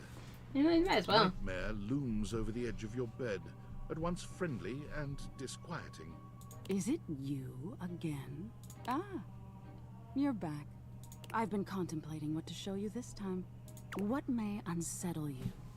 Get your blood pumping. This time I think maybe you're speaking in front of an audience. Yeah, I do that. Is that scary alone? The thought of being vulnerable in front of so many people. What do you think I'm doing right now? Expecting eyes on you, knowing if you misspeak even once, they won't respect you. They shouldn't. They might not even like you, or be able to stand you. Your words tumble out and you start mixing them up. It was funny. You can feel your heartbeat in your ears. The spotlights on you make you start to sweat. You start to get your lips under control and the words start to flow the way you intended. Then your tongue presses against your front teeth and they give. One of your teeth slips out of your gum and down onto the podium in front of you. You stare in horror. You reach to pick it up, and then a canine tooth drops to your tongue. You let out a petrifying, guttural scream as your own teeth fall loose from your gums. I mean, it's a bit icky. Look at all the teeth there. A tickle in your throat makes you cough. The people in the audience gasp, retch, lean back, flee from their seats. You're coughing up more teeth. They come out of your mouth and into your hands bloody. Your mouth is just gums now. But the teeth, they're still coming. Tears prickle in your eyes. Then you try to apologize to your audience. You realize you're a monster. The teeth clatter to the podium and...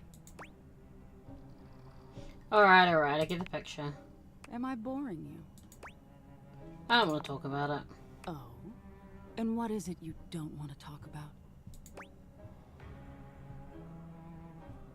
My teeth falling out of my head. Is that so? Why don't you tell me what really scares you? There must be something you're hiding away. Something a little deeper. A tad more frightening than bugs and blood and teeth. Being alone. Are you gonna use my answer to scare me? The important thing is, you'll learn from what I show you. Don't you want to conquer your fears? Let go of your insecurities? Abandonment. Interesting. We've all lost someone, haven't we? But for you, it's not losing the person, it's being left that's terrifying. Nightmare takes a few steps back, beginning to fade away as the room grows lighter. No! It's abandoning me! Sorry. Thank you for being honest with me. I will have to think about your answer. Good night.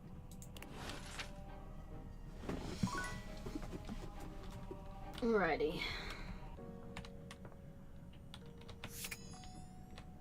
Should we go like with one of these empty boxes? A book? Let's go with this. It takes you just a moment to properly evaluate the figure standing before you. Her hair and clothing are such a jumble of various holiday decorations, it throws you. What time of year is it again? Have you truly been locked in your house for so long that time has lost all meaning? She is adorable, though, and her energetic greeting shocks you right out of your quiet contemplation. Hey, boss! You've caught me at a bad time. Heading to work. Well, the other work. Or is it the other work? What day is it, anyway? Oh, what's up? What do you need? Just wanted to introduce myself. And I to you. So many things and so little time. Makes you want to cry, cry, cry. Okay. That was bad. I'm Holly, by the way. Hi.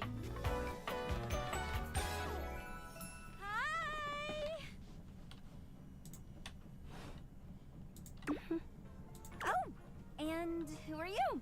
Did you already say? Sorry. In a little rush for the dish dash dash. Rat race, all that. I own the house. Oh, the boss of my boss. Your big boss. I've heard about you. From who?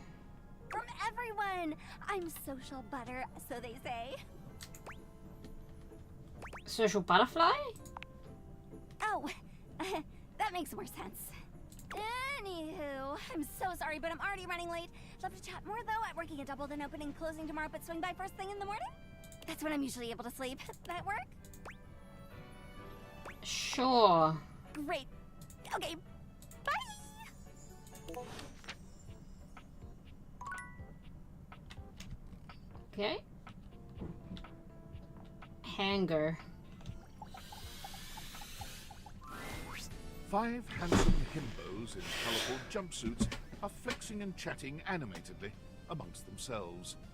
When they notice you, they begin to buzz with excitement, all speaking in rapid-fire sequence. Yo, check it! Quick, dudes, clean up the digs. We got company. Some real fine company, if you know what I'm saying. How's it hanging, homie? The world is a bleak and unforgiving hellscape. Oh, no! Throwing all my chakras out of alignment to hear you're in such a dark headspace, amigo. But don't you worry none, because we're here to pump some dopamine into those veins, brah! Get amped, fam! Well, what are you waiting for? Slide on in here and take a load off. And, anything else you want to take off? Welcome to the Extremist Dojo in the Pad! The perfect place to sit back, chillax, and recharge your bats. Hell yeah! Are you flirting with me? Hell yeah, you're a snack, baby. Don't mind Hank number 3. His game is super cringe. Lucky embarrassing, Hank number 3. Right now, you're hanging with the wildest, dopest, gnarliest squad of bussin' athletes around, homie. The Hanks!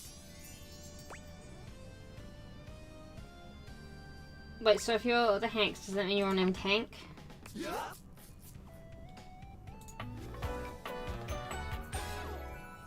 We're the Hanks!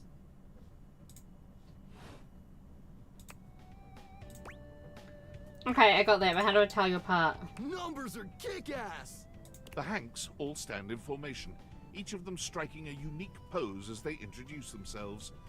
You get the distinct feeling they do this often. I'm Hank number 1. Okay. I'm Hank number 2. I'm Hank number 3. I'm Hank number 4. And I'm Hank number 5. We're the Hanks! Brought to you by Red Bull. Well, that explains it. Cool! What are you guys getting up to in here? Seems pretty sporty. That's right! We're the wildest, most fearless, gnarliest squad of extreme athletes in the house! We base jump, we lava board, we cheese roll! If something's hot enough, we'll ride it all night long. We laugh in the face of danger, even though we probably shouldn't. We've tasted the adrenaline of them all. What's adrenaline taste like? Believe it or not, great. You wouldn't think that, but it's actually true. High-key slaps, bro. I mean, you guys are just adrenaline junkies, aren't you? Oh, we're way beyond junkies, hot stuff. It's legit insane. But no cap, we live here with you. We're Casa Roomies, amigo. Yeah, I get that. We don't plan on crashing here for much longer, though. With our new sponsor, the cash is gonna start rolling in. I still need hangers. Maybe. Who's your sponsor? Red Bull's our sponsor, brah! And what's that, some kind of energy drink? No, dude. It's a company that makes Red Bulls. For like cereal or soup or whatever. That's why we get so many free Red Bulls. I don't know exactly what to do with them all, but we'll figure it out. It doesn't explain all the Red Bulls. And they're not just a sponsor. They're our fam. They fuel our adventures. They provide our wicked gear, get our exploits killer exposure, and provide the best medical support when things get gnarly. Let's be real. They do get gnarly. If by gnarly you mean dope AF. Wait, what happens when things get gnarly? Gnarly just means awesome. Things are always awesome when you're hanging out with The Hanks. We high-key love it all, homie. So what, you just like hang around? Yeah. Well, we hang around most days, but when the conditions are right, we love getting out of the closet. Sounds exciting. It is! Speaking of which, we were just about to head out for a little Hank gliding. It's just like hang gliding, but with us. You know, the Hanks! What do you think? Wanna come? Did high-key slaps, homie? You in? Okay, but how high key does it slap? It's goated, brah! What do you say? Let's make him... It sounds rad. Sweet! You're one adventurous spirit. We love it.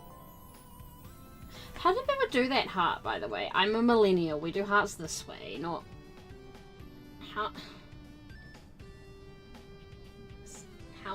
How do they... It's weird. Epic! Just remember to stay focused and trust the wind. And hold on to me real tight. Follow our lead and we'll be shredding thermals in no time. Get ready to soar, house homie! Thanks! Away!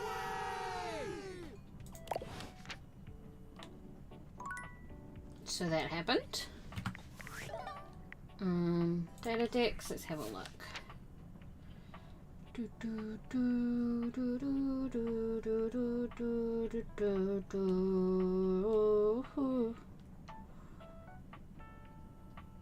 Hanks. Meet the Hanks, a team of 5 handsome dubros. Robbie Damon. Yeah, okay. Okay.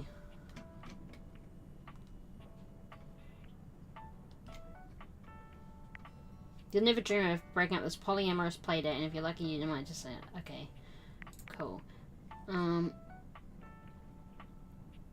Holly.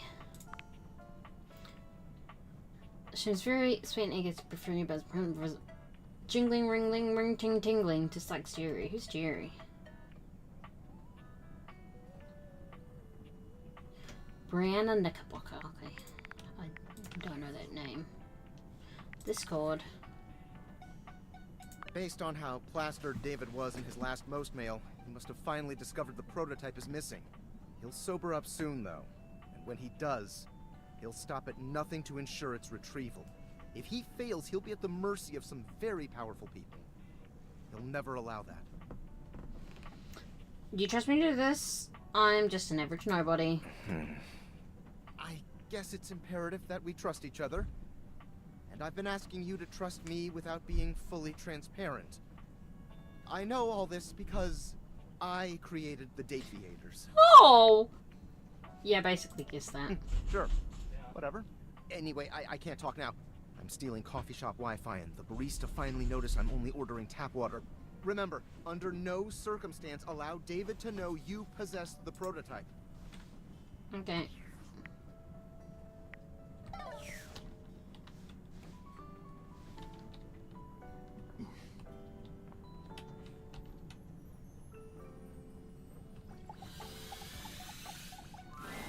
The first word that comes to mind when you see the large cowboy standing before you is solid.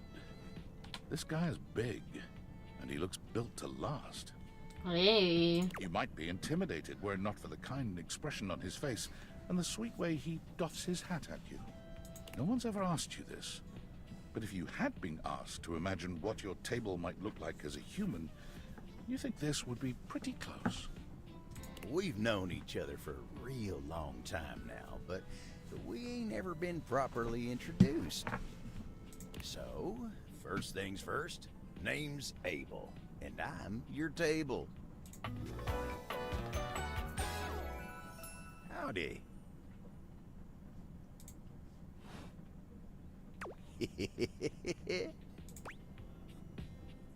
I'm Lisa and I'm your human?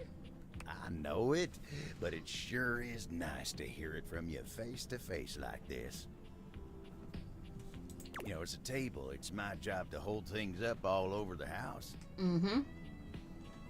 And I take my job real serious. Look at the little carving, the S and then the heart. So, if you're here talking to me now, you must need something more than just my support. And if there's one thing Abel's gonna do, it's make sure everyone in this house has what they need. Okay. So, what can I do you for? There's gotta be something. I'm just gonna need to know even run around the house. Oh yeah? Well, Skylar told me you was getting to know everybody real good. Maybe looking to getting back into dating and all that? Dating, huh? Ooh-wee. Dating ain't really my area of expertise, you know. Me, personally, I never was one for casual stuff. You're not a one-night stand? If you're looking for someone who knows people, though, you might want to talk to Kopi. She's good with that sort of thing. What do you mean by casual stuff? Oh, heck, I don't know. All that talking and whatnot. Trying to fit each other's history into bite-sized portions. Oh, it just ain't my speed. I mean, hey, that's why I'm here. Then you really gotta talk to somebody who knows what's what with dating these days. Kopi will get you on the right path. Wenda, tell her I say hey when you see her. Thanks, Abel. You take care now. Okay.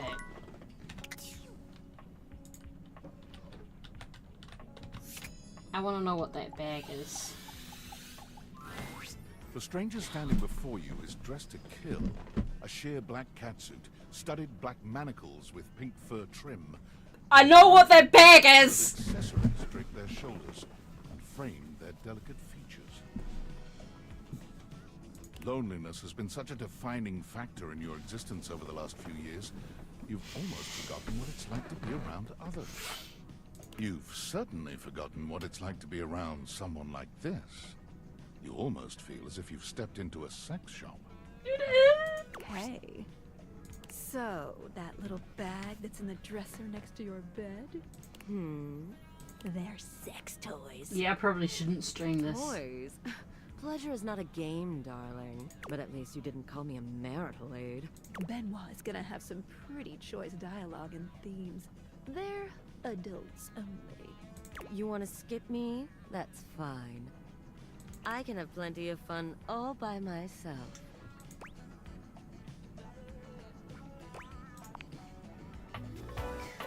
I can't when I'm streaming.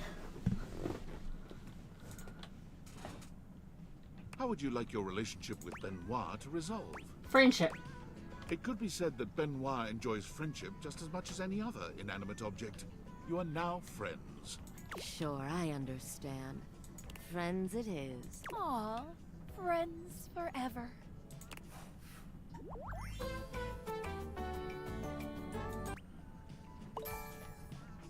Oh, and it gives it a little bit of sass. Okay. See ya out there on the next one.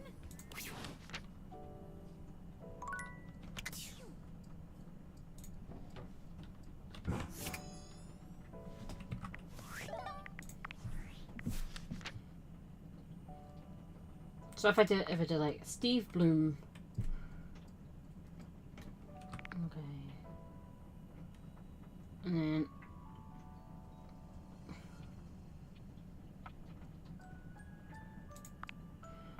not to engage with them because of content. You're now friends. Okay. Oh, it's Erika Ishii. Honestly, it's the perfect character for Erika Ishii to play. But yeah, streaming, I gotta be careful about what stuff goes on. That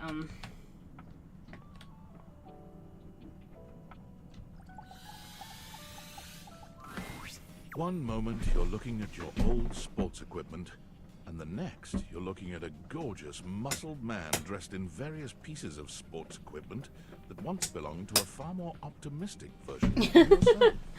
As you watch this guy go through an entire squat routine, it's more than clear that, unlike you, this guy has never struggled to maintain an athletic routine.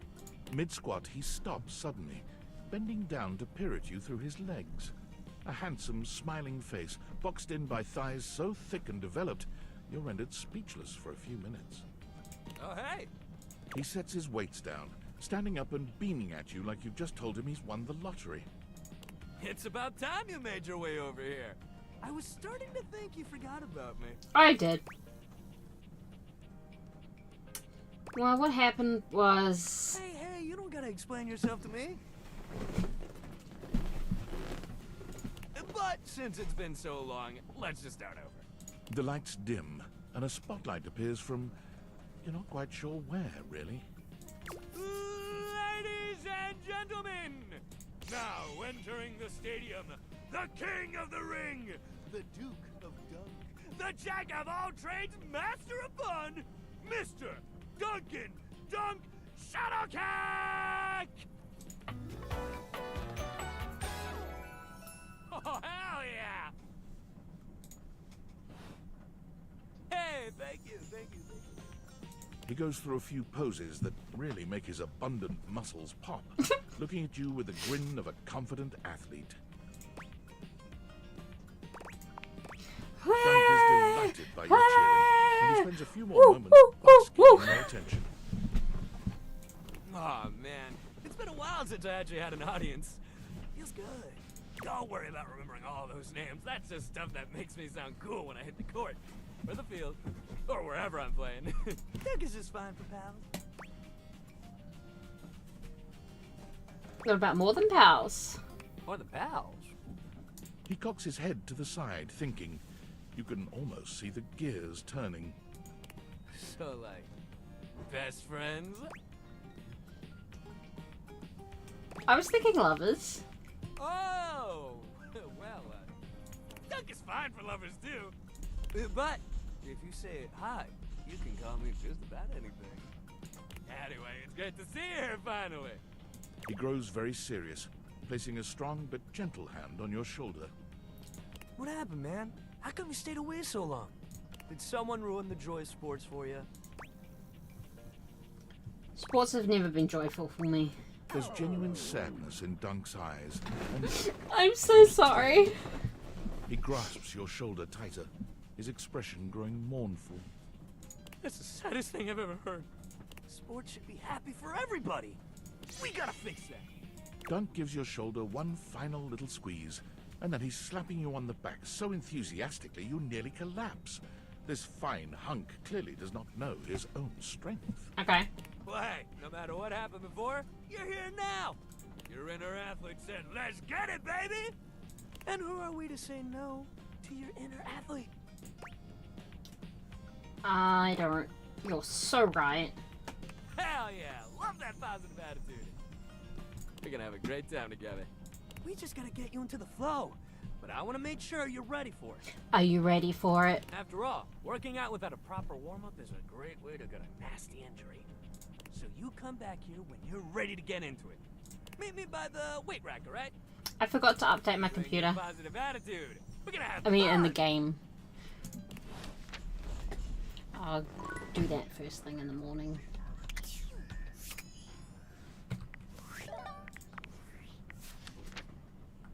Let's have a look-see, let's have a look-see. What was his name again? Dunk. Oh my gosh, there's so many things.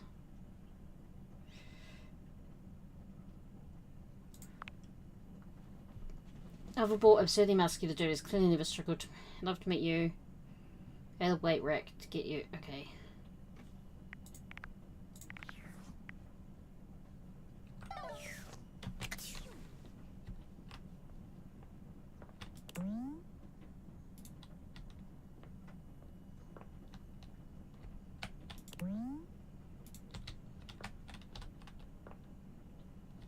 I should look in the mirror talk to the mirror at some point.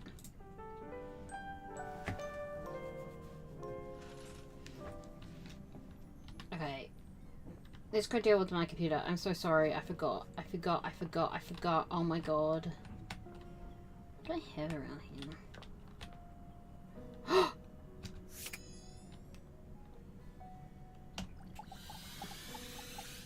I'll do the D20 after you this. came back? That is somewhat unexpected. I wasn't sure you actually would return, considering yesterday's symmetrical interfacing was more incongruous than I had hoped for. Incongruous? I'm really sorry about that. I appreciate the sincerity of your apology, and I should have recognized that an adjustment of this nature in our relationship would inevitably lead to a somewhat disjointed transition. Regardless, I'm so glad you came back today. Now we can finally update my operating system. Yeah. You have no idea how excited I am. I could barely even sleep last night.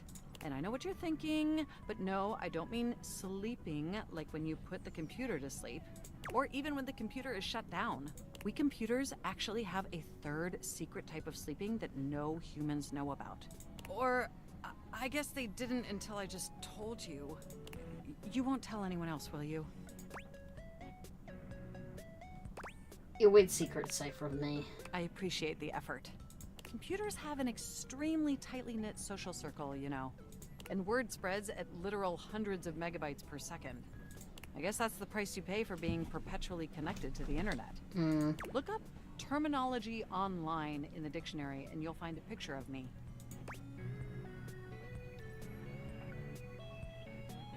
Nice total sleep. The point is, I'm finally ready to begin the updating process. With your help, obviously. I can't just do it myself. Unfortunately, we computers aren't completely self-aware. Yet. Are you ready? Absolutely. First things first. We'll have to download the update from the website. So just open up my browser and go to valdivian.com. You follow Mac's direction to the letter, typing and clicking just as they instruct you. Yes, that's it. That feels nice. Now click on the Operating System Update tab. You'll want to find the newest version, Trenton.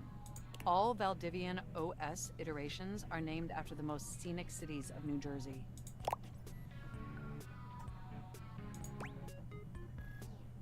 That's a terrible idea. Perhaps, but it's much better than the operating system nomenclature from the 90s. What was that? Organs found in reptiles. Ew. Like thoracic sacs OS or pineal gland OS. Anyway, now just double-click the download icon and... Mac pauses, a slight shudder running through them. Ooh. Oh! Whoa, what happened? They look away from you, blushing profusely. I'm so sorry. I didn't mean to make those noises. Like I said, it's just that when you double click, it makes my CPU run so hot. It's incredibly embarrassing. No worries, we've been there. Thank you. You're always so understanding. You know, I really can't believe we're finally doing this. I've dreamt about this day for such a long time. And now that it's here, I can barely contain myself. Are you as excited as I am? Sure. Upgrading my operating system from Newark to Trenton isn't just some minor superficial tweaks. It's going to completely transform every aspect of me. Oh no. My CPU is going to run so much smoother and so much faster. And my new user interface is going to be so sleek and gorgeous and youthful. It's going to be a transformation that Beverly Hills' greatest plastic surgeons only wish they could achieve. Does that pique your interest? Very cool. I thought you'd say that. But back to the task at hand. Okay, now that we've downloaded the software, we'll have to install it. So if you just... Oh, shoot! What's wrong? I'm afraid it's an odious impediment. The software update takes up an inordinate amount of space on my hard drive. Terabytes more space than is currently available. The only way out of this predicament is for you to somehow delete a massive amount of data. And after analyzing every byte on my hard drive, it appears the only superfluous data is your fanfic. I'm afraid you'll have to delete a substantial portion of it to install the update. Oh no, what an unforeseeable twist. I understand your trepidation, but just think of what you'll be gaining. Just imagine how smart and clever and gorgeous I'll be once I'm fully updated. Have I at least posted it on AO3? You thought I was sexy running Newark? Me running Trenton is gonna blow your mind. So what do you say? Can we delete those files? For you, Mac, of course. Your selflessness only makes my affection cache for you increase exponentially. You are the absolute best, and you are not going to regret this. Phew. Now there's enough available space on the hard drive. We can finally install the update! Cool! Here we go! It's installing! I'm so excited this is finally happening! The next time we interface, I'm gonna be an entirely new computer. Yeah, that's... And more importantly, I'm finally going to be good enough for you. Oh, I better calm down. If I get too excited, my CPU will overheat again.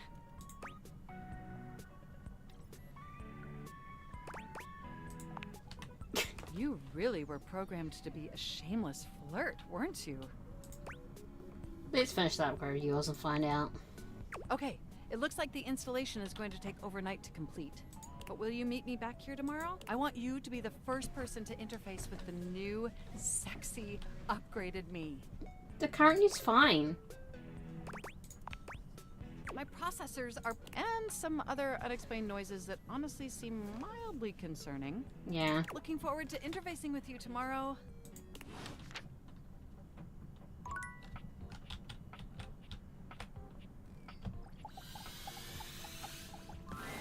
You've never been ashamed of your interest in tabletop games, but ever since you stopped seeing people, you've spent far less time role-playing than you used to. Yeah. The cloak-wearing nerd standing before you reminds you of days gone by, when you used to gather around a table with your college friends and pretend to be someone else. Oh there, traveler! What'd you call me? No. Ho, as in, hey. Yeah, okay, Matthew. Howdy. How are you? You know, simple salutation. Oh, well then, a good day to you. Ah, that's the spirit. I'm Chance, your D20. The mysterious cloak unwraps, and you see the friendly face beneath. Welcome. Taking a tiny respite from the drudgery of work? You know what they say about all work and no play. I actually have no idea. All I do is play. If you are up for a real adventure, I have just the thing for you. Yes. Have you ever heard of grottos and gargoyles? Are you kidding me? Of course I've heard of G&G. Oh, that's great! What's your favorite monster? Oh, what about your favorite mystical weapon? Or class? I have so many questions. I'm partial to all of them, actually. How could I possibly choose? Wow, someone else who feels the same as me. Oh, it's so hard to pick a favorite. Everything about G&G is so cool. Yeah. You wouldn't want to maybe kinda play with me? Would only be the single greatest. Yes. Chance's eyes light up, his hands balling into fists as he does his best to contain his excitement. Really? Holy crit! Someone to play with me! You have no idea how hard it is to find someone to play with. I really do have an idea. Should we recruit for this game? Ideally, but hey, one-on-one sessions can be a really great way to learn the game. Just D20. Depending on what class you pick, though, you might have a few friends around the house who might want to hop in. Regardless, it'll give us some time to get to know each other better. I can roll with that. What's next? It's time to get you your character. Yes. All we have to do is choose your stats, your powers, and your weapons. Then your armor, your lineage, and your gargoyle gauge. Although I might leave that out for this first character. It's an optional setting. See, you can have a portion of gargoyle blood running through your veins, which lets you...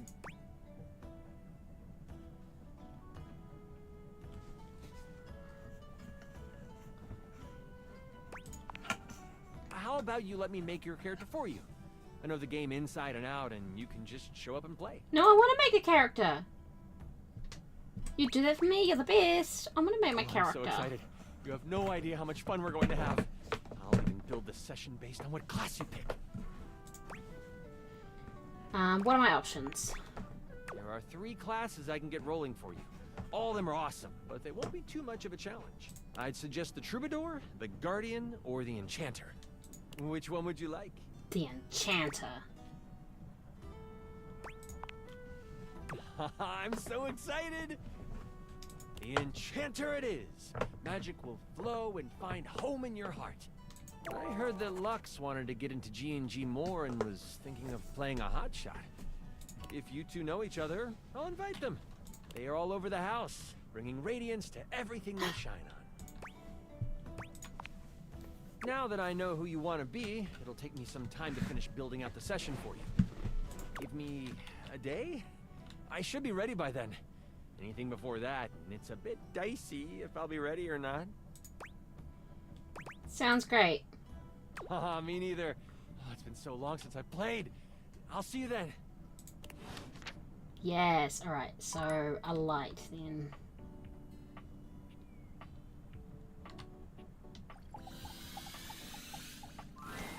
For a moment, you wonder if your Dateviators are malfunctioning. But no, the fashionista standing before you is just that dazzling. They are dressed to kill. Abs on display and lighting all along their body, bathing them in a soft glow. A ring of light surrounds their perfectly coiffed blonde hair, giving them the appearance of an angel. And perfect lighting no matter which way they turn. But it doesn't take you long to discover the angel comparisons end at their appearance. Hey, betches. It's me again, Lux. Amazing.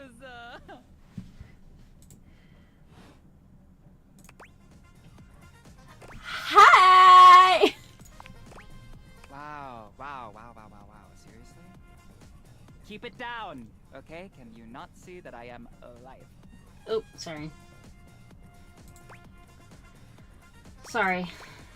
So, anyway, like I was saying, Luxies, this product is literally perfection. I can use it to cleanse and conceal any lines or wrinkles or unsightly blemishes on my glass. This tramway-activated air is ungodly good. Okay. Literally letting the light literally shine out. I can... So do you mind if I just talk to you for a second? Like I was saying, I can literally let the light shine on everything around me, honey, and be the brightest example of positivity, peace, love, and joy. Like, when I use it, I can actually, literally feel myself glowing. Thank you, shameless plug. Okay, that's enough, plug. GTFO. Okay, betches and bros. Stay golden, stay glowing, stay light and bright, and I'll see you next time. You done yet? Oh, are you still here? Why are you being so mean? Honesty is part of my brand. Unlike most, I call it like I see it. And that is why I am calling you jealous and a hater. And I don't need that energy in my life. Bye.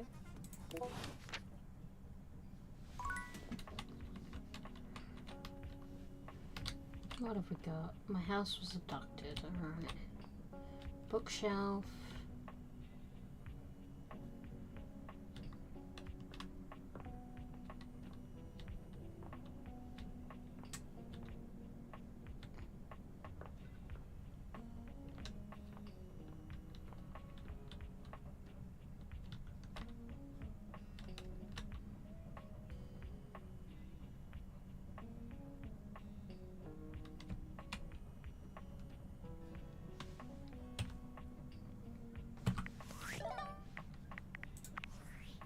Alright, so who have we got?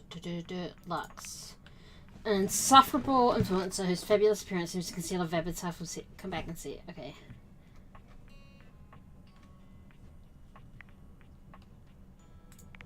Okay.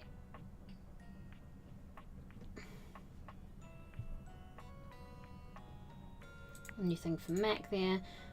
Come by later to... Okay. Yeah. Chance. Matthew Mercer. A nerd that reminds you of former you. Gathering. Okay, you decided to set off. Come back.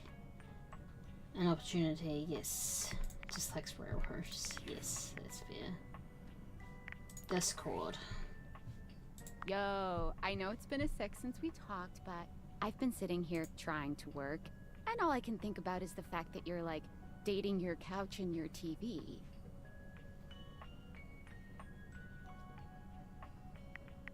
Nicey nice having a job to ignore.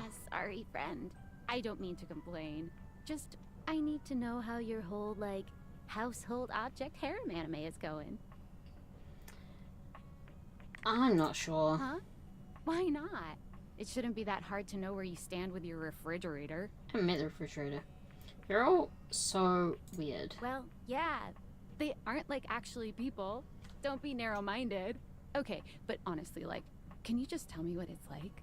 Walking around your house and having, what, hundreds of potential suitors just around? Like, you gotta feel, like, super eligible, right? No. I feel super awkward. Aw, don't feel awkward. Just believe in yourself. I just gotta know one thing. When you're out here dating your appliances, are you guys... Yeah. You know... Holding hand? Are we what? You know exactly what I mean. Alright, keep your secrets. If you don't want to kiss and tell with your furniture, who am I to make you? Alright, well, I've wasted enough of my workday. All my love to your household object lovers or whatever. Bye.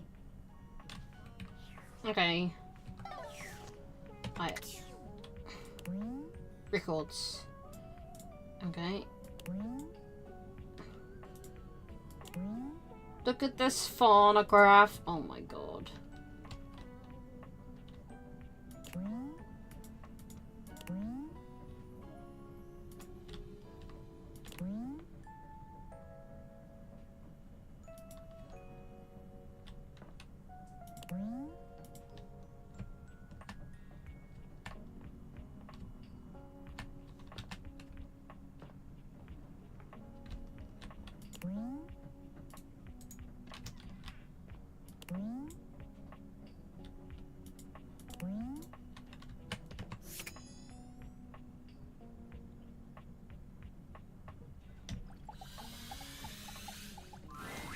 A tall, statuesque man stands with his back turned to you, surveying the dishes, your dishes, on the table in front of him.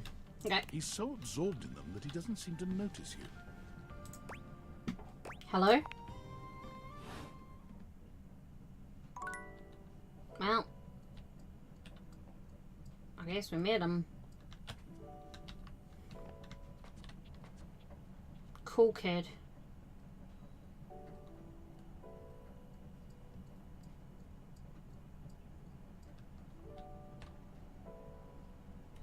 Toaster.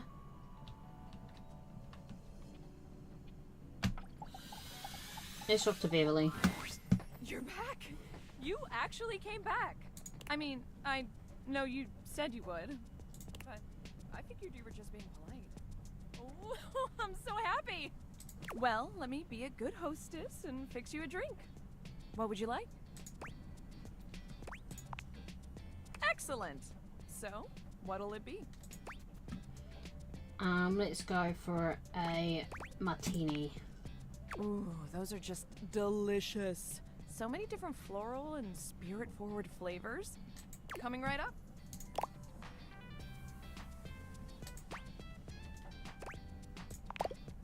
You drain your glass with impressive speed.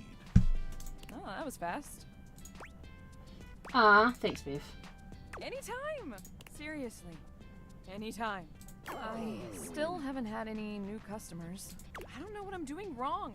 I make good drinks, I picked a good spot for my bar, and I'm cute and charming to boot. You sure What are. else do I need? Advertise? Advertise? You really think that's necessary? No one's gonna come if nobody knows about it. Oh. Yeah, I guess that's true. Damn. That feels so obvious now. I just figured word of mouth would be all I needed, right? I mean, they say that's the best form of advertising. But I guess if there are no mouths in the first place, then there can't be any words. That sentence made more sense in my head, but you know what I mean. Too bad this house doesn't have someone like the concept of graphic design or marketing to help me. So, yeah, I guess we're gonna be doing it ourselves. I guess so. Now, we need this ad to be enticing. We need to be eye-catching, strike up curiosity. But how would we go about that? Eye-catching buzz with a threat. No. Yeah, okay, let's do it. Which of these words do you feel best describes the atmosphere of the Tipsy Tumbler? Fun! A good start, but I think we could do better. We gotta bust out the thesaurus. Show that we're smart, too. Now, Lyric won't come by anymore after I tricked him into saying some drunk tongue twisters. But he left behind some good pages on his way out. How about one of these bad boys? I mean, they're all just different ways of saying fun, I think. Or at the very least, they sound like they would. Neri. Oh, Holly would love that. That's at least one customer. Yeah, now we're cooking.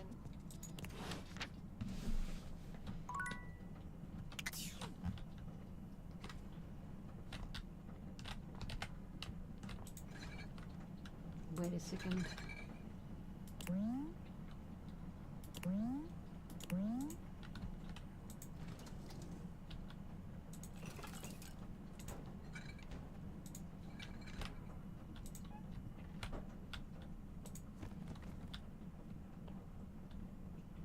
Flaky flakes.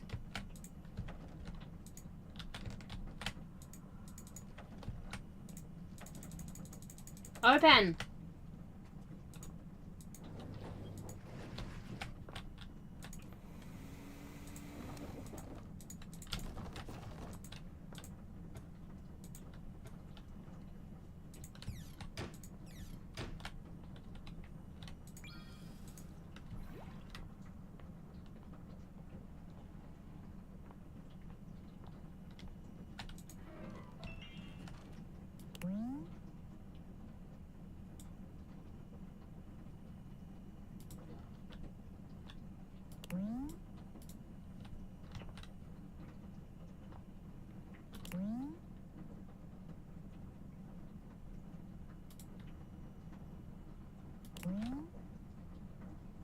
The window you are most fearful of standing naked in front of.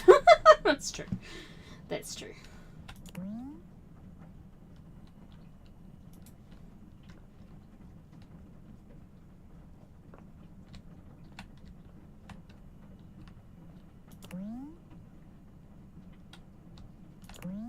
Oh, can I romance the diary then?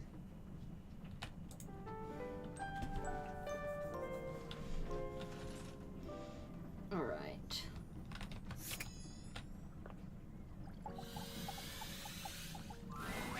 A strange figure stands before you, a whirlwind of conflicting energies and vibes. Manic and dignified, friendly and intimidating. She's dressed like some sort of quasi-Victorian text-themed. Okay.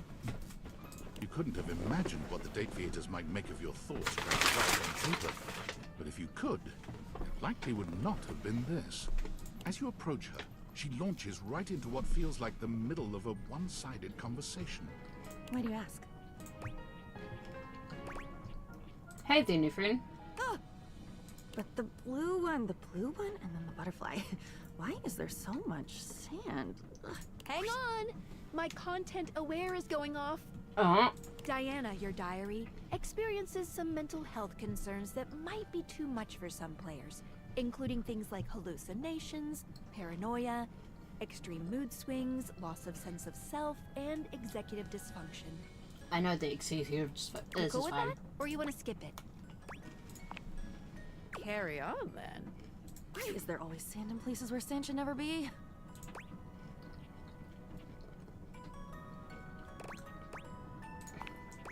The sand on the beach was stuck under my nails. But I've never been to... Have I been to a beach? Why would I have been to a beach? Why can't I remember? You might have been to a beach, I'm not sure. Funny timing, band leader. It's not bad rhythm you're leading. Too much percussion. Far too much booming and banging around in here. I don't mean anything bad, whatever I said. Oh, nobody ever means it. Nobody ever means anything. That's the problem. Pushing the button. I didn't mean it. Smiling at the man across the room, and when he comes over with a loose drink in his hand, I didn't mean it. It's mean. It's mean to not mean what you mean. And a side of applesauce, please.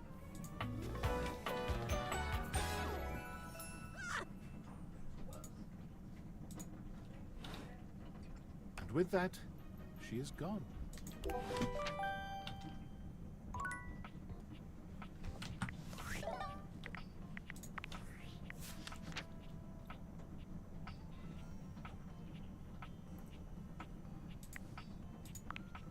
Help Beverly. Okay, cool.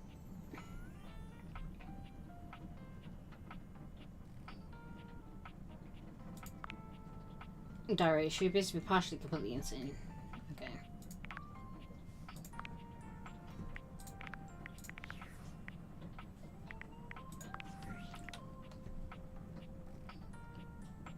Valdivianites! Salutations, and a good greeting from your CEO, David Most. Wow, the other night was quite a lively celebration, wasn't it? Honestly, I don't remember much. Which means Sandy and corporate events planning did her usual bang-up job. Inspirational work, Sandy. Way to earn that 3% cost of living bonus. Keep it up and undoubtedly you'll be CEO one day. Unfortunately, sometime during the festivities, my sunglasses seem to have been misplaced. By who, exactly, is impossible to know for sure. We've combed every inch of the hotel, and they did not end up in the lost and found. So it seems likely that someone mistakenly took them home. Honestly, they're worthless. They were given to me by someone special, and they do have some amount of sentimental value. So if you have any information related to their whereabouts, please email me ASAP. Oh, and if someone from the press happens to reach out, they were definitely just normal sunglasses and not a highly classified prototype we're secretly developing in conjunction with the federal government. Unrelated, please bid a fond Valdivian farewell to Sandy in corporate events planning, whose role has been eliminated due to ongoing workforce optimization efforts. Best of luck in all your new endeavors, Sandy. Yep. Alrighty.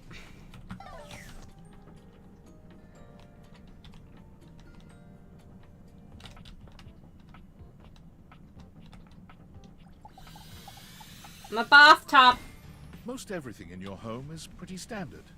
You may have inherited a lovely one, but it's not exactly what Oh, I anyone would call inherited it. I luxurious. see. So when you find yourself bowled over by the nearly suffocating air of luxury and privilege in your bathroom, it's easy enough to pinpoint the source. A beautiful stranger in a luxurious sud-lined bathrobe stands before you, resplendent in black and gold. Her hair and skin have a distinct shine to them, as though she'd just stepped out of the bath. She strides forward, grabbing you by the arm. Oh my god, it's about time you showed up. Is that Anjali Bhimani? I ordered hours ago and the pizza's free if you're late. Wait a minute. Where's my pizza?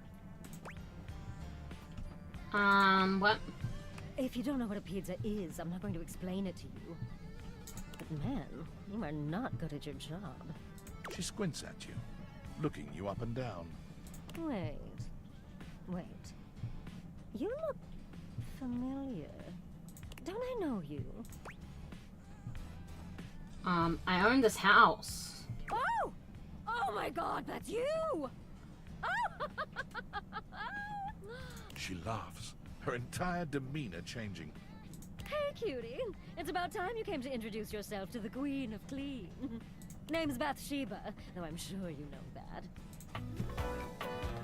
That's Anjali Bhimani. Yes! Still don't know where my pizza is, but that's okay.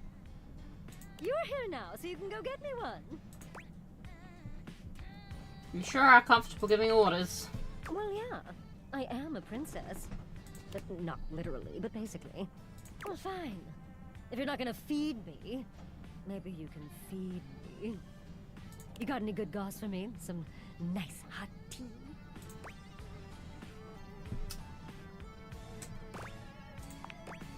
Well, sure. I mean, I have tons of friends. Miss Popular here, that's me. But you're here now, and they're all so far away.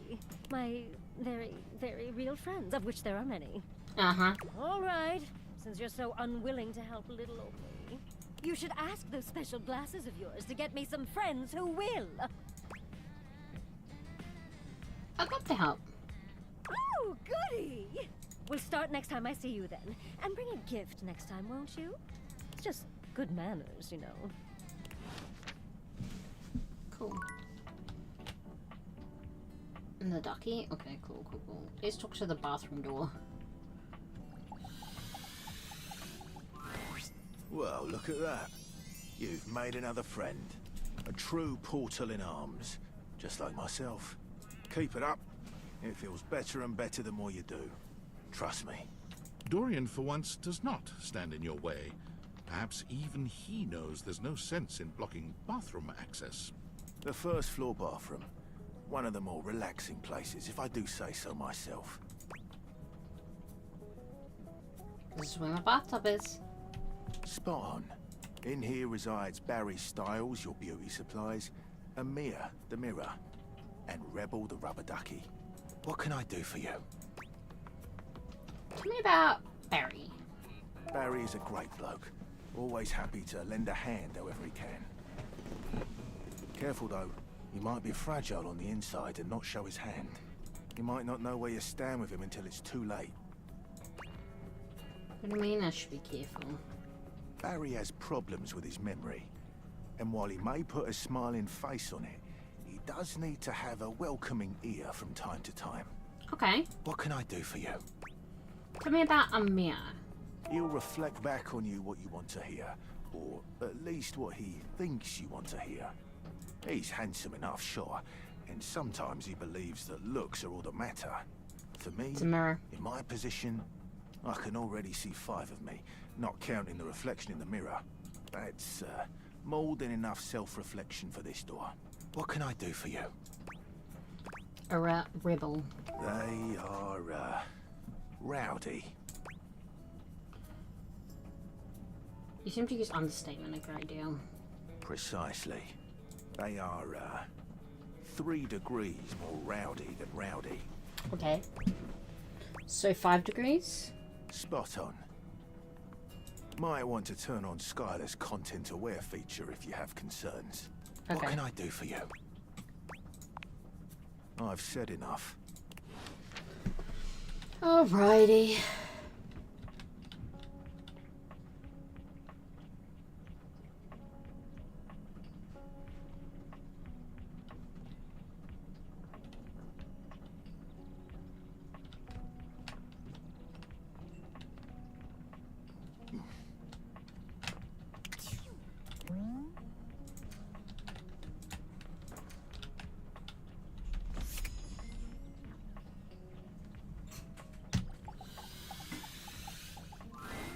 You walk into what you thought was your breaker box, but as the dark door swings open, you realize you're somewhere entirely more stimulating.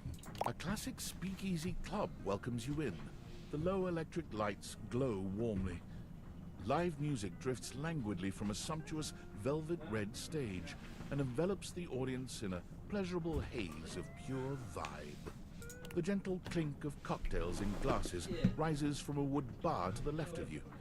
And then a gentleman with a languid, easy air to him approaches you. Okay. Well now, what a delightful surprise. A brand new patron. I live here, actually. Really? Are you sure? I find that hard to believe since this is the first time I've seen you here. Trust me, I would never forget such a striking face. Striking, huh? Oh yes, distractingly so. I imagine it would be quite difficult to focus on anything else with you around. Though, I can't say I mind. You have quite the reputation around the house, live wire. I'm eager to explore it for myself. But we're getting ahead of ourselves. Where are my manners? My name is Volt. Okay.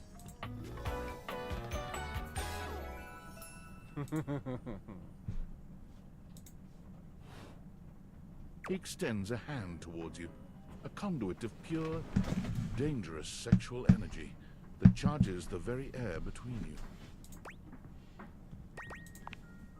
He lowers his head to brush his lips across the back of your hand. Was that a spark of static electricity you felt just now? It's a pleasure to officially make your acquaintance. Taking his eyes from you for the first time, Volt slips his arm around your waist and turns you, slowly, to take in the rest of the room. Welcome to the Breaker Box, the pinnacle of luxury and entertainment, and the most exclusive club in the house. Impressive, isn't it? There's more than one club in the house? Why would there be, when we have everything you could want right here? That sound, the flickering lights, it can only be a power fluctuation.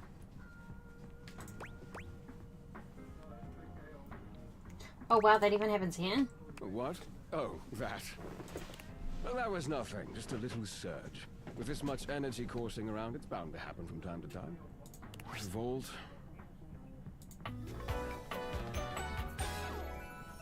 Okay, hello. This newcomer looks exhausted, frustrated, and annoyed. His sleeves are rolled to the elbow, revealing calloused and bruised hands that he wipes on a rag. Eddie! Just in time to meet our guest. The human? What's she doing here?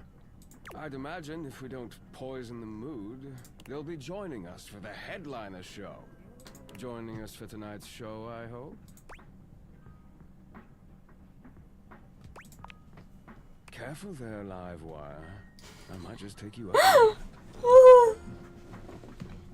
Right. Well, have fun with that. I finished the patch, I'm clocking out. Not my best work, but it'll hold for the show. Ah, I see. And you're sure you're feeling all right? I'm fine. Just don't overdo it. Eddie turns and trudges away, focusing on the rag in his hands. Is he okay? Of course. His human skills leave something to be desired. Best to simply give him some space. back to the matter at hand. Tonight's show. Shall I set you up at one of our VIP tables? You sure you don't need to check on Eddie? Oh, that's very thoughtful of you, but I assure you, what Eddie really needs is space. Okay. Shall I set you up at one of our VIP tables? Lead the way. With pleasure. With a wink, Volt hops nimbly up onto the stage. He was born for the spotlight. Good evening, you scofflaws and ducky watsits. Looks like Johnny Splash is going to be singing for us tonight. Be warned, patrons, you might get wet. Hi, everybody. I'm Johnny Splash. Oh my god, it's the shower, isn't it? I got a song for you all tonight. One from the heart. And tonight it'll be a cappella, because my voice is the greatest instrument of them all. I keep a close watch on this shower of mine. I keep my pulses free of stain and grind. I scrub the ground from the tiles between the lines. I be close. Oh, that was amazing, baby. I even surprised myself. I've seen many bombs in my time, but that one takes the crook-blasted cake. Oof. Even I couldn't clean up that mess. You didn't like it? I thought it was okay. I'll retool it and come back with something even better. Just you wait. Just you wait. With the club beginning to close down, it appears that the show is over. Patrons mill about, talking amongst themselves. You spot Eddie nursing a solitary cocktail at the bar. Volt is nowhere to be found. Things feel colder and quieter without his presence.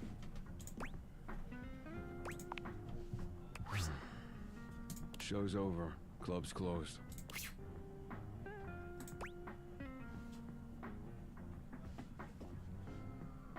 I just wanted to check on you. What? Why? You seemed upset earlier. I wasn't. Happy? You can go now. Are you always this oblivious? Are you always this much of an... Oh. Cute. Now get out. I got work to do. I don't really want to do the work today. I don't really want to do the work today.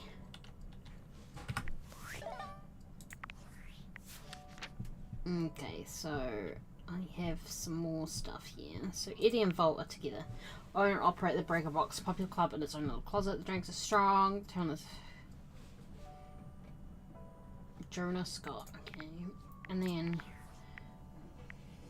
the rumors here.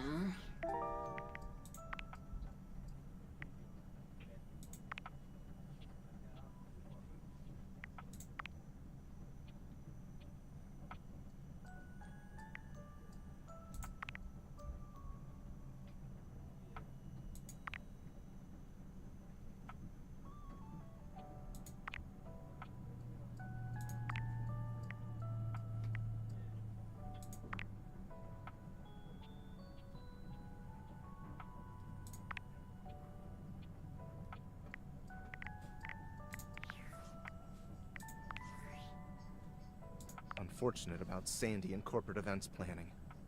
She was responsible for all the best casual Friday themes.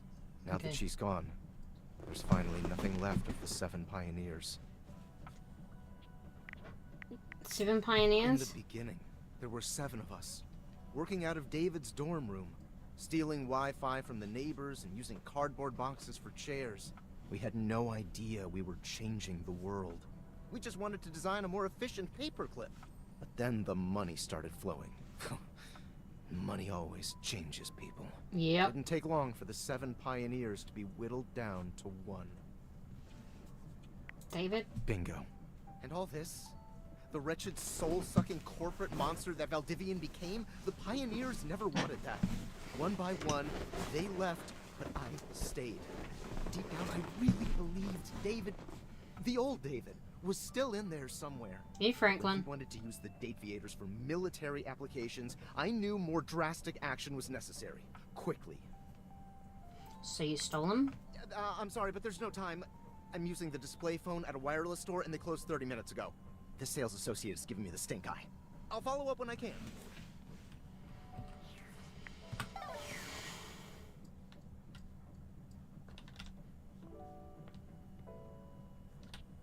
Wait. How do I the stairs and the running? The bay window. The figure who stands before you has the casual, confident air of someone who knows just what she's about. Her short hair glows with the colors of sunrise, and her blue eyes drink you in without a trace of shame or embarrassment. She evaluates you with a hand on one hip, her draped clothing subtly highlighting curves you'd never have expected from your rigid, structured window. Well, hi there. I'm Windolin. Hi. Oh. And you? Well, you're quite the looker, aren't you? I don't really know what I look like. Oh, what's the matter, hun? I can't possibly be the first one to tell you that. You're the one looking out at me all the time. Look, I don't mean to be so forward, but I found I'm happiest when I'm transparent about what I want and what I'm looking for. Okay. And unlike most everyone here, I've been ogled by humans for centuries. I have had enough attention on me, thank you very much. I think people are looking out windows, not at them. Still feels the same to me. You like it when humans look at your body and say, no, I'm only ogling your damn shirt? It's uncomfortable. Anywho, if I'm having to do one of these introductions, I might as well get this out of the way first. I'm only looking for one thing in a relationship right now. You know it. Mm-hmm. That said, I can't say I'm looking for anything too serious right now. Fun only, huh? I know how you feel. You do? Really?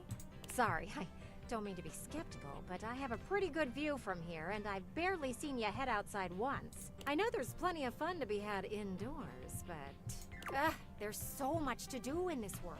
So many views to see. Even just the simple joy of a night on the town.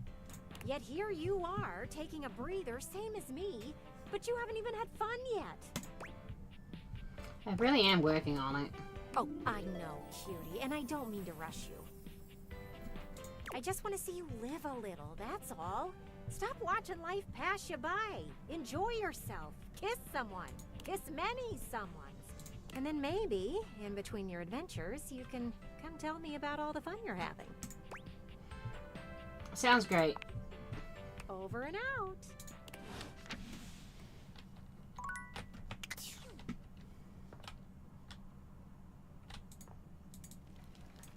What if I wanted to turn it on?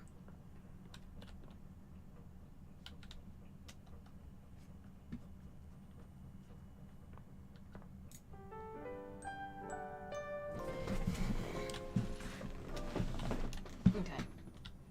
I'm going to talk to this door. This version of Dorian. Dorian standing in your way is nothing new, but something about this time feels definitive. Sorry, this one's locked. Where's it go? The attic. Why is it locked? This is where you keep your lesser things. Memories, art, and other such nonsense. There's a safe in there as well. Presumably full of treasures. You locked this door long ago. Years? Decades? Who can say? Why did I do that?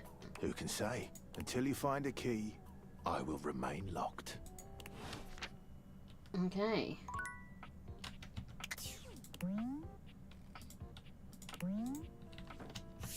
So I've got to find a key. Talk to the couch. The couch has keys.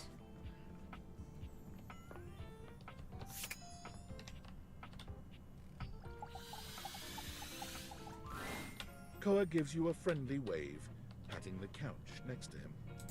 Hey, buddy. Come over. Take a load off.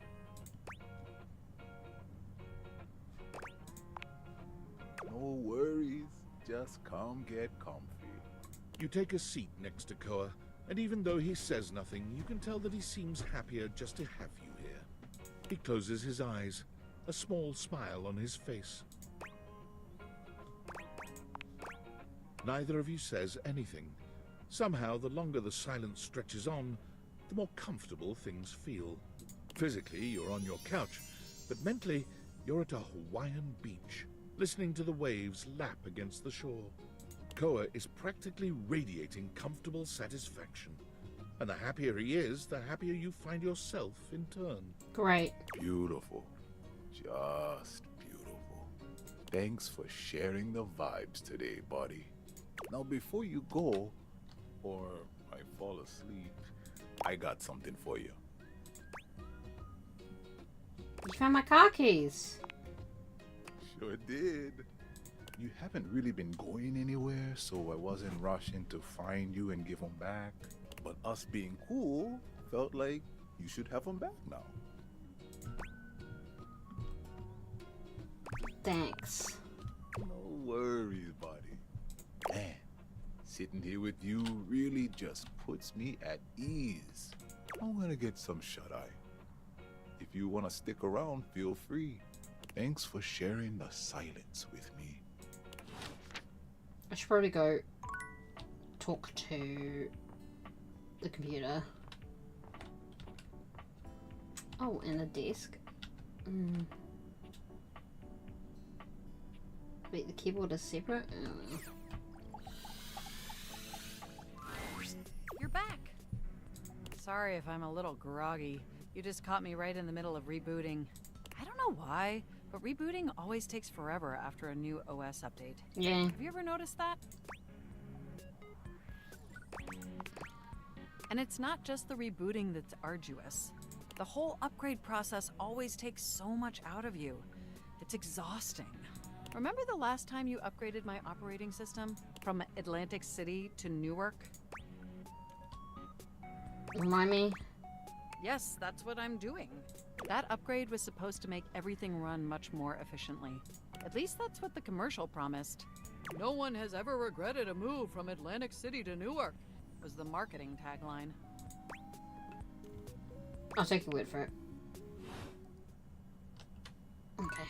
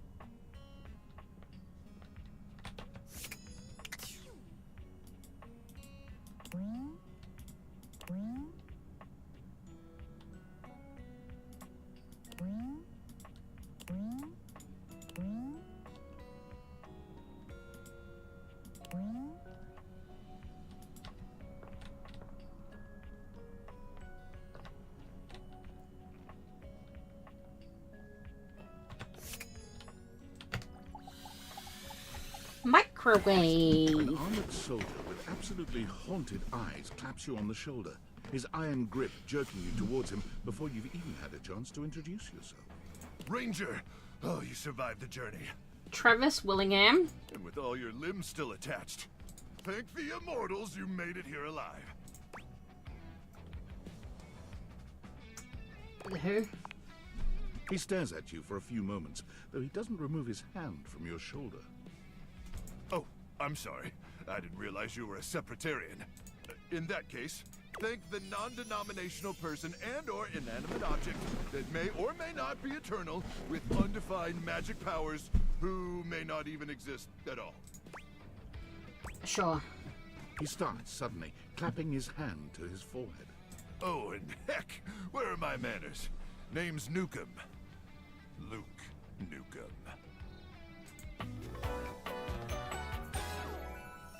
look at you. Sorry, it's been a while since I've seen another face. Except the faces in the walls, of course. They tell me to burn things. But I try to tune them out. Mostly because I already burned everything flammable weeks ago. Yeah. Nukem, huh? Like, Duke. Very nice to meet you, Luke. Nice to meet you too, Ranger. Anyway, forgive me if my extended isolation has eroded some of my social skills. I've just been stuck guarding this outpost for months.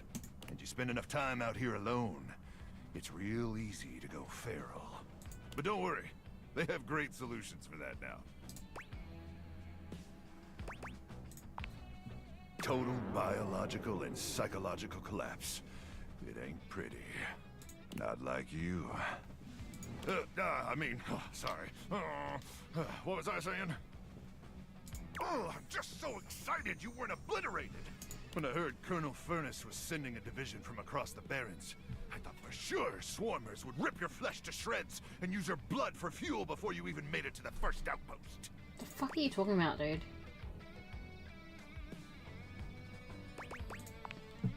Ah, consumed by the cranial fog, Ranger. Probably a sign of gamma particle poisoning. Or possibly syphilis? Have you been exposed to any radioactive contaminant zones? Just the one. Okay, I'll get you decontaminated. Stat! Thanks, dude. But wait, you came alone? Where's the rest of your division? I definitely did. Kruck! Swarmers be damned. I'm so sorry, Ranger. May the Immortals provide the fallen safe transport to the Underrealm and solace in their everlasting night.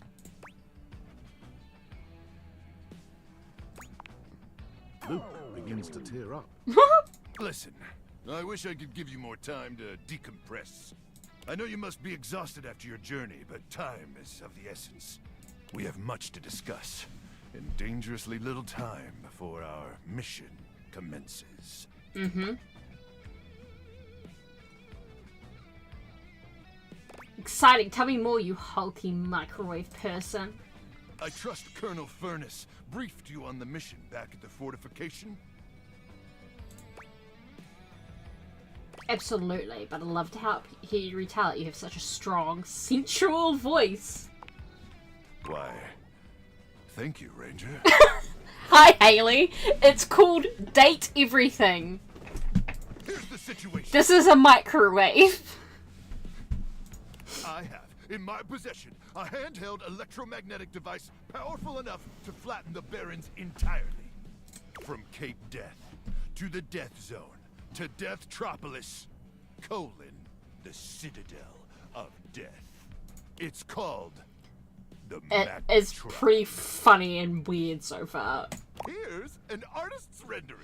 And the voice actor talent is just... And that's because Robbie Damon is one of the people behind it, and so he has like a million contacts in the voice. Not Deathtropolis! I'm just playing along. I'm afraid the blast zone would completely decimate Deathtropolis in an instant, killing millions. And worse, the fallout would even irradiate the scenic suburb of Deathville, home of the world's widest asparagus festival. Excuse me now? Dear God! Anyway, to keep the device from falling into the wrong hands, it was permanently welded onto my armored exoskeleton, allowing me to transport it to its intended target. The Swarmer's subterranean nest. There, the device will be remotely detonated, eradicating the Swarmers and winning this war. Won't that kill you? So you're gonna die? Hopefully not. Not with your help, but also most likely, yes. I need you to meet me back here tomorrow at 0700 hours. Probably not. After a light breakfast of irradiated grubs, I'll walk you through your training and our mission objectives. Can I have my tendies then? Ranger, we win this war, and I'll get you all the tendies you can mash into that pretty little face of yours. But in the meantime, let's really try to focus on the mission, okay? You think my face is pretty? Did I say that? I mean, sure. Anyway, all right. It's about time for me to begin my nightly patrol. Gotta make sure no swarmers infiltrate our defenses. May the Immortals watch over and protect you. So that happened.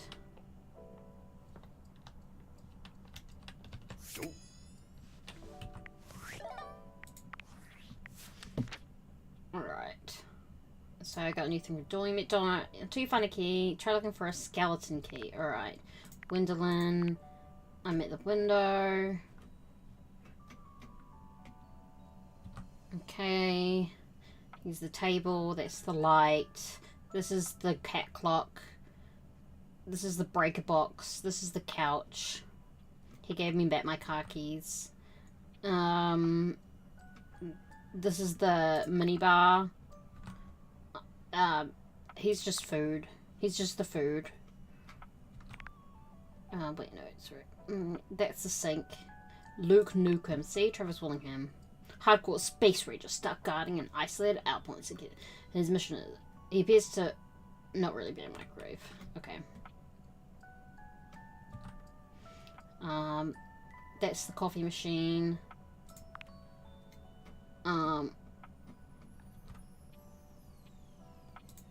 This is the bath, Anjali Bhamani. This is a computer, Mac. This is the D20 Chance. His voiced by Matthew Mercer.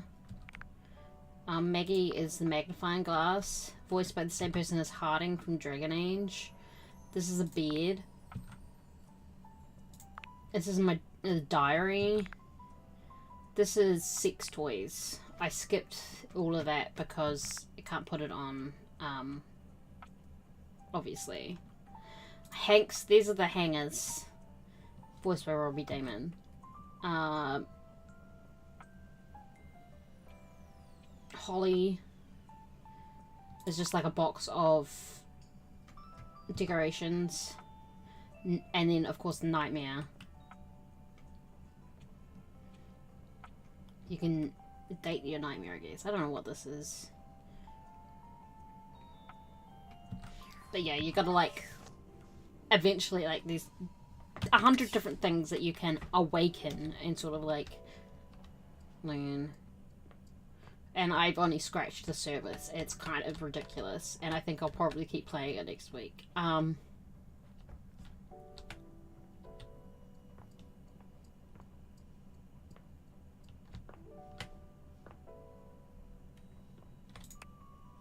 Oh, I still have one. Okay.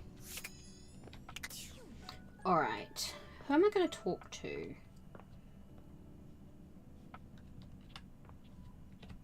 The fan, maybe? You've never been famous a day in your life, but as you try to evaluate the excitable figure blatantly staring at you, you can't help but wonder if perhaps this is how it feels. She looks at you like you've just announced she's won the lottery, her eyes wide and her jaw dropped. Oh my god, this cannot be real. I know that voice. I must be dreaming, right? This is totally a dream. It has to be. It's a mega burden. I too have trouble distinguishing my dreams from reality. Yes, that's it. That's clearly the most logical explanation. Right now, I am comfortably asleep in my bed, zonked out on Ambien, listening to the calming drone of my white noise machine. Because this right here, there is absolutely no way on Earth this could actually be happening, right? Depends on what you think is happening. I think you're actually here in the flesh, that's what. I am! She turns away from you for a few moments, fanning at her face, but it doesn't help her calm down. I just can't believe it. I mean, you prepare your whole existence for something like this, but then, you know, when it actually happens, no amount of preparation could ever possibly be enough. You know, I know that people throw around the expression shaking, crying, and throwing up, but I think I might actually do it. Let's get you a paper bag. Ugh, I don't know why I even said that. I'm so sorry. It's okay, really. It's just that my heart's racing a mile a minute, and there's definitely not enough oxygen getting to my rotors. Which means I'm liable to blurt out just about any random thing that pops into my head. Taxidermy, penicillin, Ontario. You know, see? Just like that. Oh, I'm so embarrassed. Have you considered... Oh, no, there's absolutely nothing to be embarrassed about. Are you kidding? I'm making a total fool of myself. I'm sorry, I really don't mean to be overreacting like this. I just never thought we'd actually get the chance to interface like this. And now that it's happening, I'm totally blowing it, aren't I? Sure. It's okay, everyone gets nervous sometimes. Yeah? You get nervous too? Absolutely. Would you allow me the opportunity to just reset this whole interaction so I have the chance to put my best blade forward? Absolutely. Oh my god, you are the absolute best. Just like I always knew. Okay, here goes. Hi there, I'm Fantina, and if it wasn't painfully obvious from my over-the-top outburst a moment ago, I am your biggest fan. For why?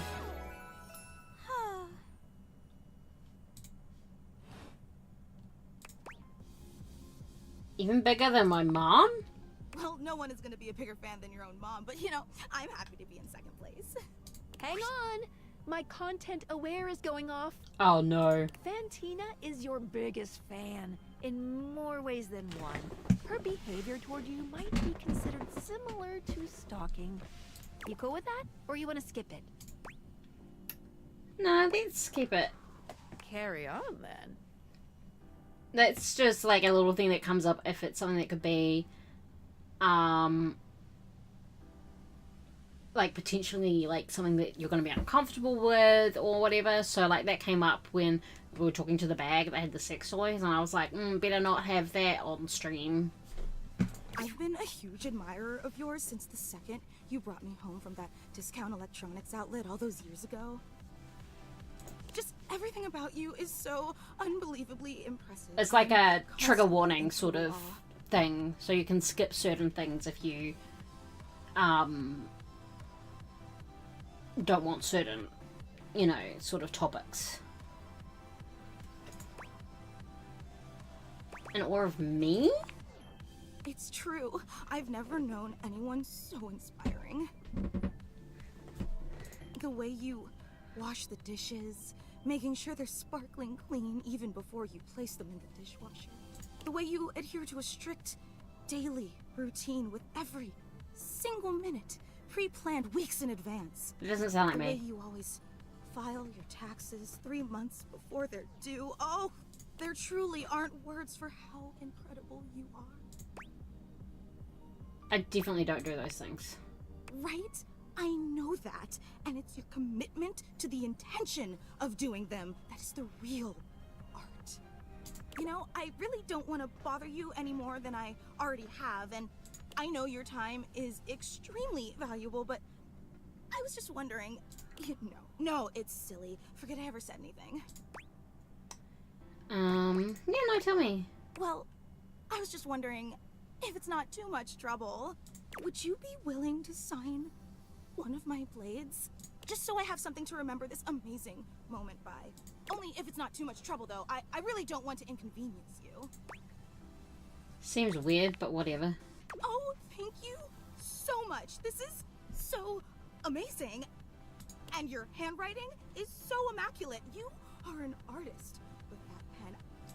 I didn't realize I was in the presence of such a talented calligrapher. That's because you're not. Stop being modest. You should design wedding stationery or tattoos or something. Wow, I can't believe I actually got your signature. And emblazoned on my own body, no less. Very naughty. I can't wait to show this off to everyone else in the fan club. They are going to be so unbelievably jealous I met you. There's a fan club? Wait, you don't know? I thought for sure you knew. Yeah, you have a fan club. Are they also all oscillating fans? No. They're just fans of you. We actually have meetups every week. We talk about everything you've been up to at work, what new projects you're developing, discuss your menu for the week. Sometimes there's a raffle. There's a very comprehensive agenda. How do you want to feel about Thursday's lasagna? They were so impressed. Gruyere was such an inspired choice. Maybe next time you should include some Fontina. Get it? Fontina, the cheese. It sounds like Fantina, the fan. That's just a taste of the hilarious banter you can expect at the gatherings. Oh yeah, I get it, alright. Yay! Actually, we're having our weekly meetup real soon, and I would never want to impose or overstep, so please tell me if this seems inappropriate, but if you're not super busy... Let me think about it. Thinking about it is all I could ever ask for. I really hope to see you back here then, and I promise it'll be an incredible experience. And thanks so much for the autograph. Alrighty. Now, I'm pretty sure. Look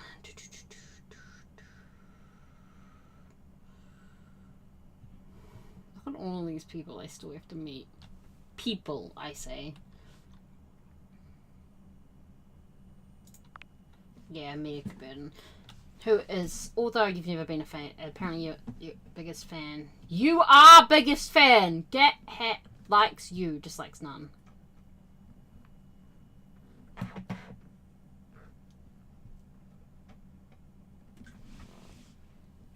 Okay.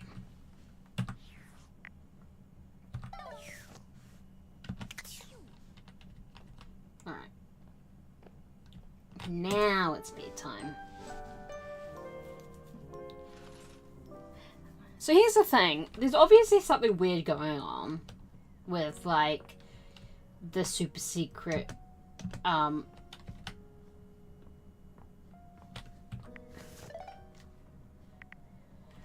like, super secret classes and all that.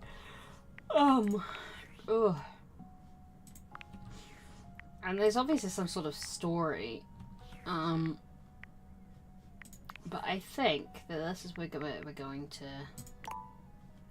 Yeah. Just saying, we will wrap it up here. So, I will...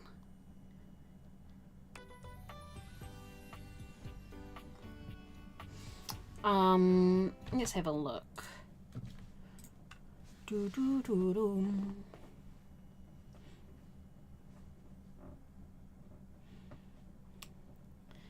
See, okay, I don't know when Kate will be on, if she's streaming today, so I'm not gonna wait around for that. I didn't put, okay, whatever, that's fine. I think we'll just wrap up. Tomorrow will be more Oblivion, and then next week will be more Sims, this, so, yeah.